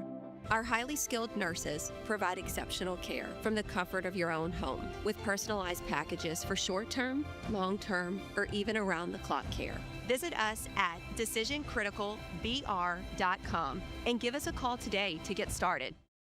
Men, age is just a number. Don't let it dictate how you feel. Goodwood Men's Sexual Wellness has anti-aging services that can help you look and feel your best. Visit yourgoodwood.com and discover a renewed sense of vitality. Breck teamed up to reimagine your parks, and you imagined big. With your help, we went to work creating 12 beautiful community parks across the parish. A family-sized water park, miles and miles of trails, and parks just for your dogs. There are more places to splash, to explore, to run wild, and even soar. You imagined, we delivered. Gold. Breck, your #1 park system in the nation. Trust isn't given, it's earned by showing up, leading the way, and performing at your best when it matters most. Our Lady of the Lake sports medicine experts know what it takes to improve performance and build champions at every level. That's why LSU chose Our Lady of the Lake as its championship health partner, trusting Louisiana's best medical team to care for our state's best athletes. From championship athletes to everyday champions, trusted care starts here. I trust the lake. Mornings with Brian Haldane is the only live and local talk show in the capital city. Get the news from the newsmakers along with traffic. You're listening to The Hunt Palmer Show on 104.5 ESPN, Baton Rouge.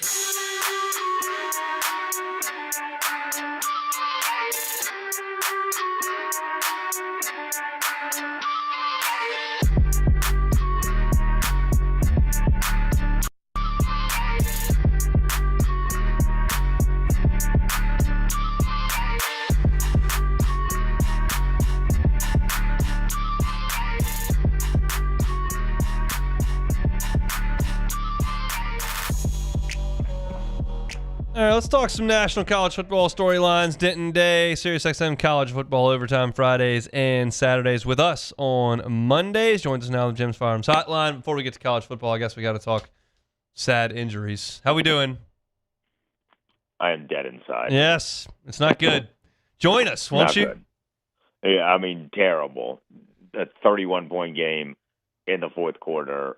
I wanted to lay in traffic.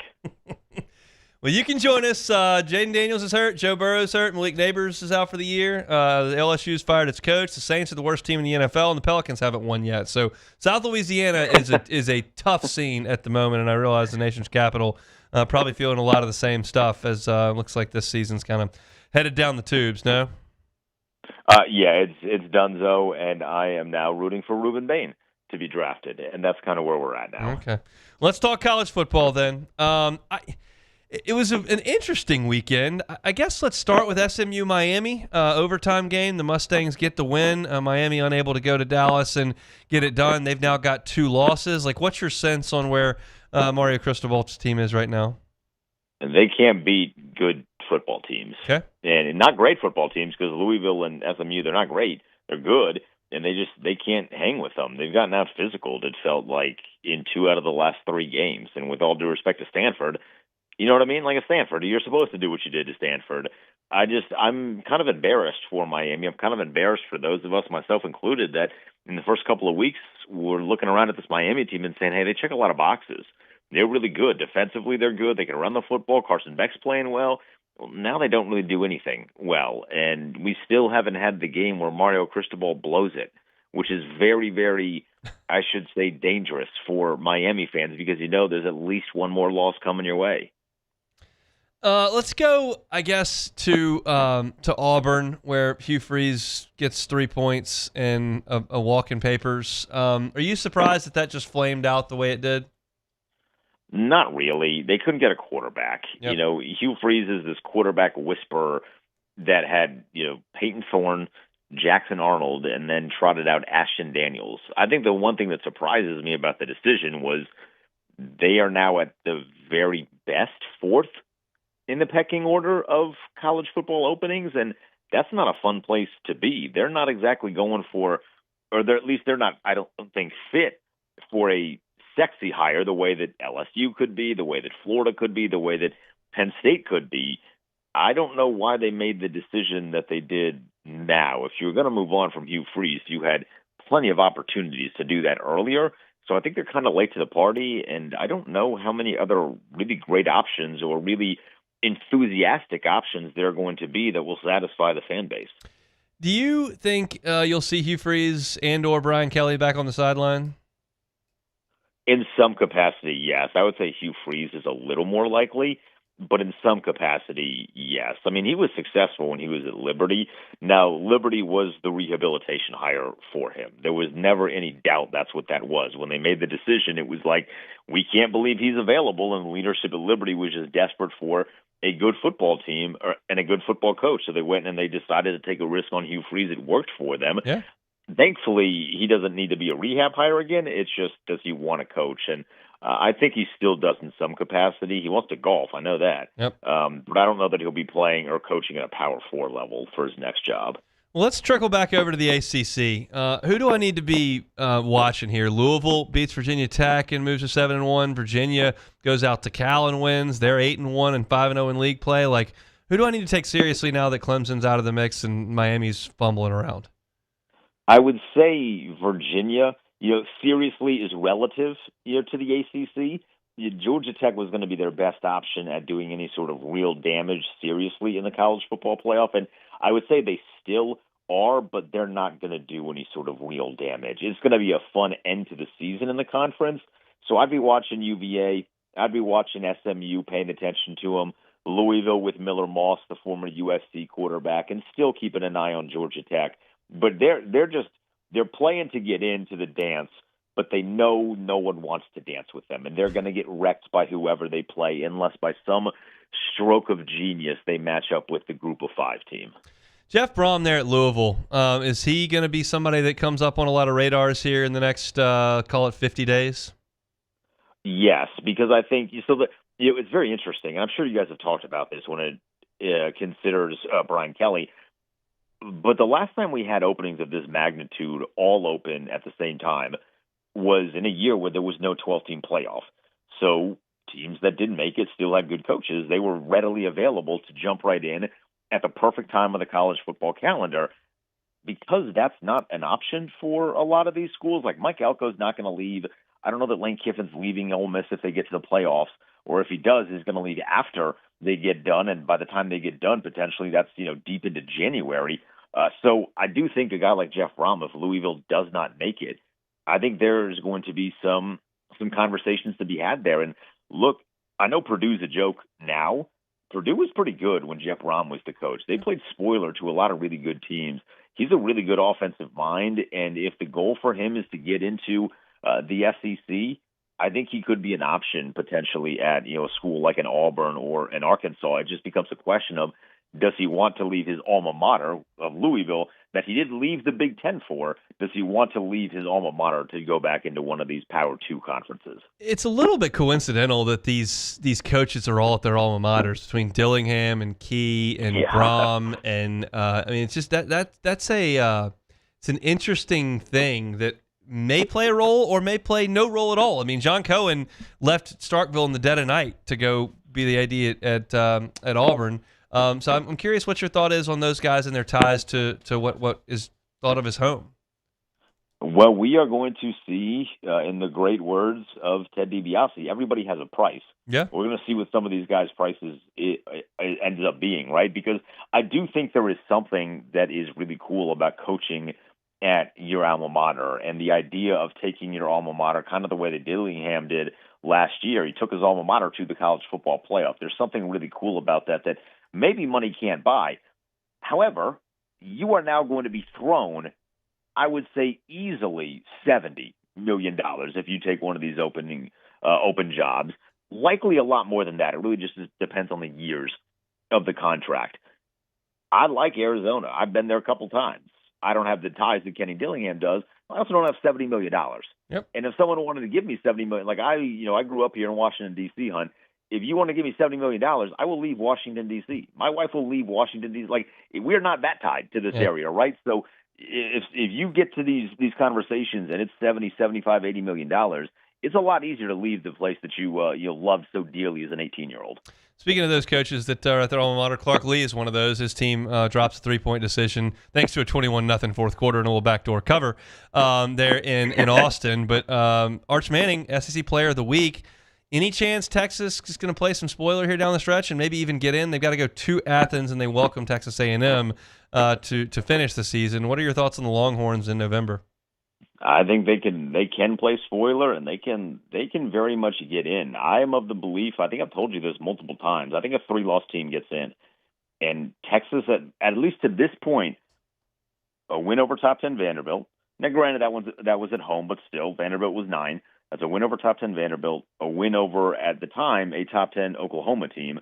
And then if you beat Georgia or Texas A&M, which they would have to do, beat one of those 2 schools, you got to think that Georgia's going to be top 5 when they play them more likely than not. Texas A&M might still be top 5 when they play them more likely than not. I do think if you can, even if you're a 3-loss Texas team, if you have a top 10 win over Vanderbilt, Oklahoma, and then potentially a top 5 win at the end of the season over either Georgia or Texas A&M, not only could you potentially spoil Georgia if you end up beating them, but then you would catapult them, I feel like, in the rankings. So I think they kind of have, we call it a sandwich in gambling. They have an opportunity to do both things. They can play spoiler and still get in, which is a pretty unique case. What about Vanderbilt over the last month? This is kind of what they are, I think. I mean, they didn't play perfect football against Texas, and the reality with Vanderbilt, as fun of a story as they are because of Diego Pavia, they have to play perfect. And when they don't play perfect, they lose football games. We saw that against Alabama. We saw that against Texas. The backdoor cover was great. That fourth quarter was great, but because you got yourself in a 17-0 hole so early in the first quarter, it felt like you were kind of screwed from that point on. So they have to play perfect football. I think there's still an avenue for them to get in. I think there's a lot of SEC teams over the final month of the season that are going to be jockeying for a couple of spots, but I think they're going to have to play really good football the rest of the way. And I think Vanderbilt has to win out. I don't think they've done nearly enough to get in if they have 3 losses. Yeah, and it's doable. I mean, Kentucky and Auburn are very beatable. Then you got to go to Knoxville and see what you can do in that one. So we'll see. But Vanderbilt's a 7.5-point favorite over Auburn in Nashville coming up this weekend. Brief look ahead to this coming weekend. I guess we'll start with A&M at Missouri. Give Eli Drinkwitz's boys any shot there against the Aggies coming off a bye? It's certainly a shot, but I have closed the door on just thinking that Texas A&M is not very good anymore. Yeah. I still have questions about Marcel Reed, and I still think there are going to be throws that he makes that leave you scratching your head both positively and negatively. But I think Texas A&M as a whole they're such a strong team defensively. They're really, really good, and Marcel Reed does plenty enough to be able to win football games with the defense that he's playing with. So I think maybe Missouri stays with them into the fourth quarter, but in the fourth quarter, if it is still a football game, I think Texas A&M pulls away pretty easily. Home team headed to Tuscaloosa, LSU at Alabama. Interim bump, you believe in it? So I do believe in the fired coaching bump, but we kind of saw this weekend with Georgia and Florida. I don't know what the protocol is when there's a fired coaching bump with a bye week in between. Because I feel like all the other times we've seen it this year, coach gets fired, and then immediately you turn around and something cool happens. So I don't know what it's like with the bye week in between. I need more data. I do not feel good about the home team going up against Alabama this weekend, but we've seen crazier things in the sport, and that's why we love it. We'll see. Tigers and Tide just after 6:30 from Tuscaloosa on Saturday. Denton Day every Friday and Saturday. SiriusXM's College Football Overtime. He's also with us on Mondays. Thank you, sir. Hunt, I appreciate it, man. You bet. He is Denton Day. We'll come back. I want to put a quick bow on the World Series, which is awesome on Sunday. We'll play some Take It or Leave It and get on down the road. That's next. The Hunt Palmer Show. Swing Easy Golf Club in Baton Rouge, swingeasygcbr.com. Great place to work on your game. Now we know it's starting to get dark a little earlier, so you don't have as much time to leave work, go work on your game, or squeeze in 9 holes like you might be able to in July or August. But you can always do it at Swing Easy Golf Club, because you can play 9 holes in 35 minutes on the simulator. You can play 9 holes in 15 minutes probably on your own ball. It's just a completely different way to have some fun, play golf, even work on your game, independent of the conditions outside. Cold, hot, dark, light outside, raining, not, doesn't matter at Swing Easy Golf Club. They're on Seagan at Perkins. They got 3 bays with those golf simulators designed to have some fun, open a beer, unwind, or work on your game on the driving range setting as well. You can bring some friends. You can go alone. A lot of different options, but they're all very much enjoyable. So go by and see him. Seagan at Perkins, or find the website swingeasygcbr.com. It's the Swing Easy Golf Club, swingeasygcbr.com. Flight by Yingling is raising the bar by crafting the next generation of light beer. With only 2.6 carbs and 95 calories, this is premium refreshment 6 generations in the making. Flight by Yingling. Raise the bar. Parish Construction and Roofing. This is Coach Kim Mulkey. Go to parishbuilt.com for all of your roofing needs. From your hometown, parishbuilt.com. My father, J.B. Falgu, had a vision of growth for First American Bank and the communities we serve. The bank's foundation was built on his legacy of compassion, loyalty, and dedication. Through his years of leadership, First American has prospered to heights even J.B. could not have imagined. I know my father would be extremely proud of the customer service and financial stability that First American provides to Southeast Louisiana. We continue to thrive because of the legacy of J.B. Falgu. Banking on the go? Our mobile app makes it effortless. But at Campus Federal, you're more than just an account number. We build relationships with our members, supporting you from saving for college to owning your first home. If you're buying a car, planning a home renovation, or a vacation, we're here to help. Campus Federal Credit Union, your trusted financial partner for every stage of life. Start your journey today. These are the luckiest ice cubes in the world. They could have been a thankless bed for an all-you-can-eat salad bar. But instead, they've been called upon to cradle and cool a crisp, refreshing Dos Equis. Looks like the lucky just got luckier. Dos Equis.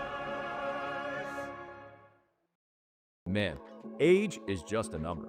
Don't let it dictate how you feel.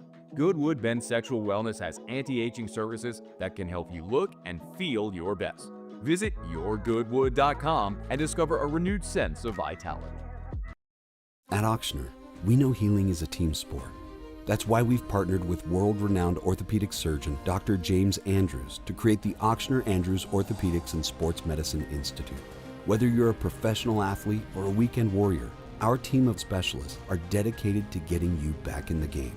So whatever your reasons are for reaching your personal best, we've only got one: you. Ochsner Andrews Institute. Long live you. Family owned and community driven. Service Chevrolet Cadillac, a legacy you can trust since 1972.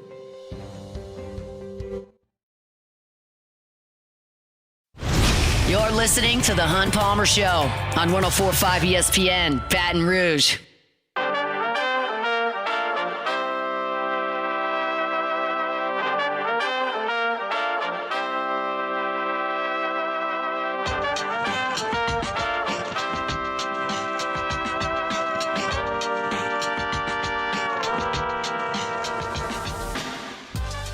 Everybody's got their favorite sport.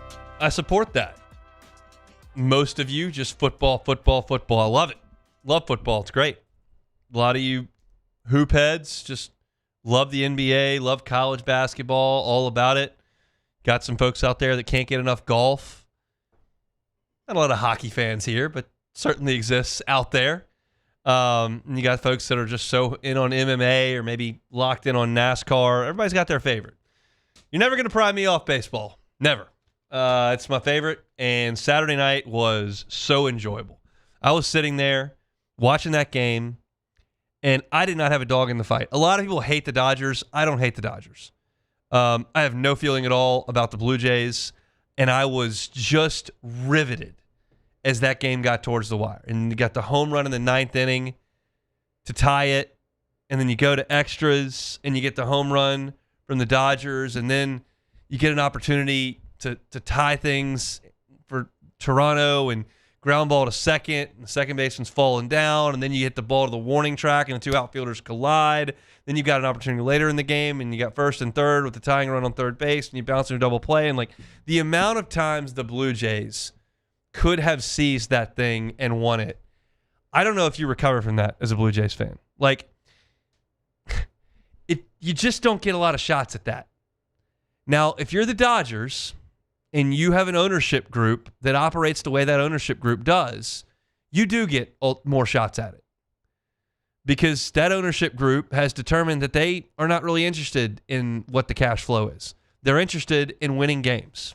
And there are a lot of people that hate the Dodgers because they've bought up this team. And that's what they've done. They've bought up a team. Their front office is great. They draft really well. They develop really well. But the nucleus of this team, Freeman and Betts and Ohtani and Snell and Yamamoto and all these guys they brought in, they bought.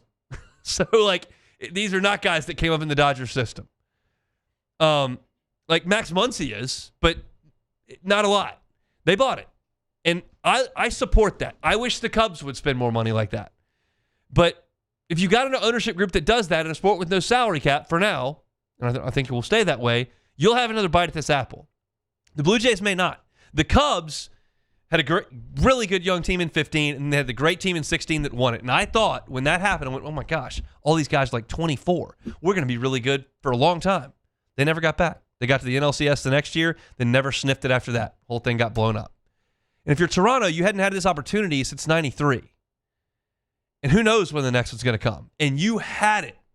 You had it. And you couldn't catch one break. Second baseman couldn't just misfire on the throw home. Outfielders couldn't just collide. The worst hitter in the Dodger lineup homered to tie the game. I don't know how you get over it. Like, I know that feeling Blue Jays fans woke up with on Sunday. I feel that when LSU's baseball team gets beat in a regional or a super or in Omaha. I just don't know how you get over it. It was as good a World Series as you will ever see. It's hard for me to put anything past 2016 with the Cubs and all the history and the rain delay and the extra innings and Schwarber coming back after missing the whole year with the torn ACL. Like, wild stuff. Saturday was wilder. That was absolutely incredible. And the Dodgers deserve a ton of credit for getting that done. Yeah, they bought it, but those guys made the plays when they had to. Incredible stuff. Take it or leave it. Take it or leave it. Take it or leave it. Presented to you by Flight by Yingling, the next generation of light beer, crafted by America's oldest brewery. Today's hottest stories in sports, news, and sometimes even Hunt's life. The question is, will he take them or leave them? Flight by Yingling, next generation of light beer. Looking for a cold, crisp, light refreshment tonight or moving forward? Flight by Yingling, next generation of light beer. 95 calories, just 2.6 carbs. Everything you're looking for with the flavor of delicious beer and the qualities of that light beer. Flight by Yingling. All right, let's start this bad boy off with your fantasy football quarterback, That's Sam right, for Darnold, this week. winning MVP. Take it or leave it. I'm going to leave it, but he was great last night. I needed it in a big way. Needed a 30 burger. He gave me 34, so I got a chance tonight. He was carving Washington. Goodness gracious. My quarterbacks are Baker Mayfield and Kyler Murray. Yeah. One's on a bye, one was hurt, so I went with Sam Darnold on the waiver wire. Worked out pretty well. Wow, on the waivers, even better. Okay, so Yamamoto pitched 17 and 2/3 inning across his 3 World Series appearances, allowing just 2 runs on 10 hits while striking out 15 in his 37 and 1/3 innings on the mound this postseason. He left with 33 strikeouts, 2 complete games. Is this an all-time Iron Man performance? Take it or leave it. I'll take it. Look, I didn't think it was really even possible for a pitcher to come back after 98 pitches and pitch the next day. Yeah. Like, you realize it's quote-unquote all hands on deck, except the guy who went 7 innings the day before. Yeah. You don't think that guy's coming back. He sure did, and he looked good. Fastball was 97. He's got that incredible splitter. We talk about pitch counts all the time when LSU gets into regionals and supers and Omaha and all that kind of stuff. And I realize that that's college kids who haven't gotten their money yet, and this is a different thing. But I just didn't even think your arm was going to function the next Literally. day, and it did on Saturday. He was fantastic. Great noodle arm, and after the fact, when he raised the trophy, he barely could even lift it up over his head. Like, his arms were jelly. So Dan Quinn is under a lot of heat for leaving Jaden Daniels in the game late in the fourth quarter while they were trailing 38-7. Eventually, Jaden dislocates his elbow. We notice. Should Dan Quinn be receiving this heat he's receiving? Take it or leave it. I'll take it. He should. I'll take it. Can't have your franchise out there down 31 in the fourth quarter. It's just not. It's just stupid. This is something that football coaches do all the time. Yes. College football coaches do it. And when you're playing directional state U and it's 44-10 and you got your starters out there, and I'll never really get it. I understand that you don't play a lot of football games. I understand that there are reps to be had and whatnot. The pro con here is terrible, and the con is what you got, and it's terrible. Yep. Even thankfully, it was his left arm, not his throwing arm. So the defending national champions, the Florida Gators, will beat the Arizona Wildcats tonight in Las Vegas. Take it or leave it. I can't name a single player on Arizona's team. So with all that information, I will take it. I think they will win. I think that Florida's got another good team here. Todd Golden, it's just a little weird. I'm not sure what to think about Todd Golden. But he coached them up last year. That team was awesome. We watched them in person here in the PMAC, and I went into that game saying, yeah, they're national championship good, and I left thinking, yeah, they're national championship good. They were national championship good. They've got a Walter Clayton. They got to replace. He's just a superstar. That dude was hitting big shot after big shot for him. But got a good coach. They got a good team, and I think they'll win tonight. Despite the fact that I don't know anything about Arizona. The only player I know in Arizona is Bryce James, LeBron James' son. That's it. Well, that doesn't help me on that one either. But I will be watching tonight. 6 o'clock tip-off our time, so I'll lock it in. College basketball starts tonight. Tons of SEC teams in action. I think 12 of them. LSU not until Wednesday against Tarleton State, so I'll talk about the Tigers and Matt McMahon's team on Wednesday for that one. But that's all the basketball talk for tonight. That's all of our talk is for the rest of today. If you missed any of our show, catch it on demand wherever you find your sound. Matt's going to drive you home next on After Further Review. We'll see you tomorrow for a Tuesday edition of the Hunt Palmer Show on 104.5 ESPN Baton Rouge. The Hunt Palmer Show. After a decade of working in private duty nursing, I know how hard it can be to find compassionate care for the ones that you love the most. So I started Decision Critical, a premier concierge nursing agency, so we can take care of you wherever you are. Our highly skilled nurses provide exceptional care from the comfort of your own home with personalized packages for short-term, long-term, or even around-the-clock care. Visit us at decisioncriticalbr.com and give us a call today to get started.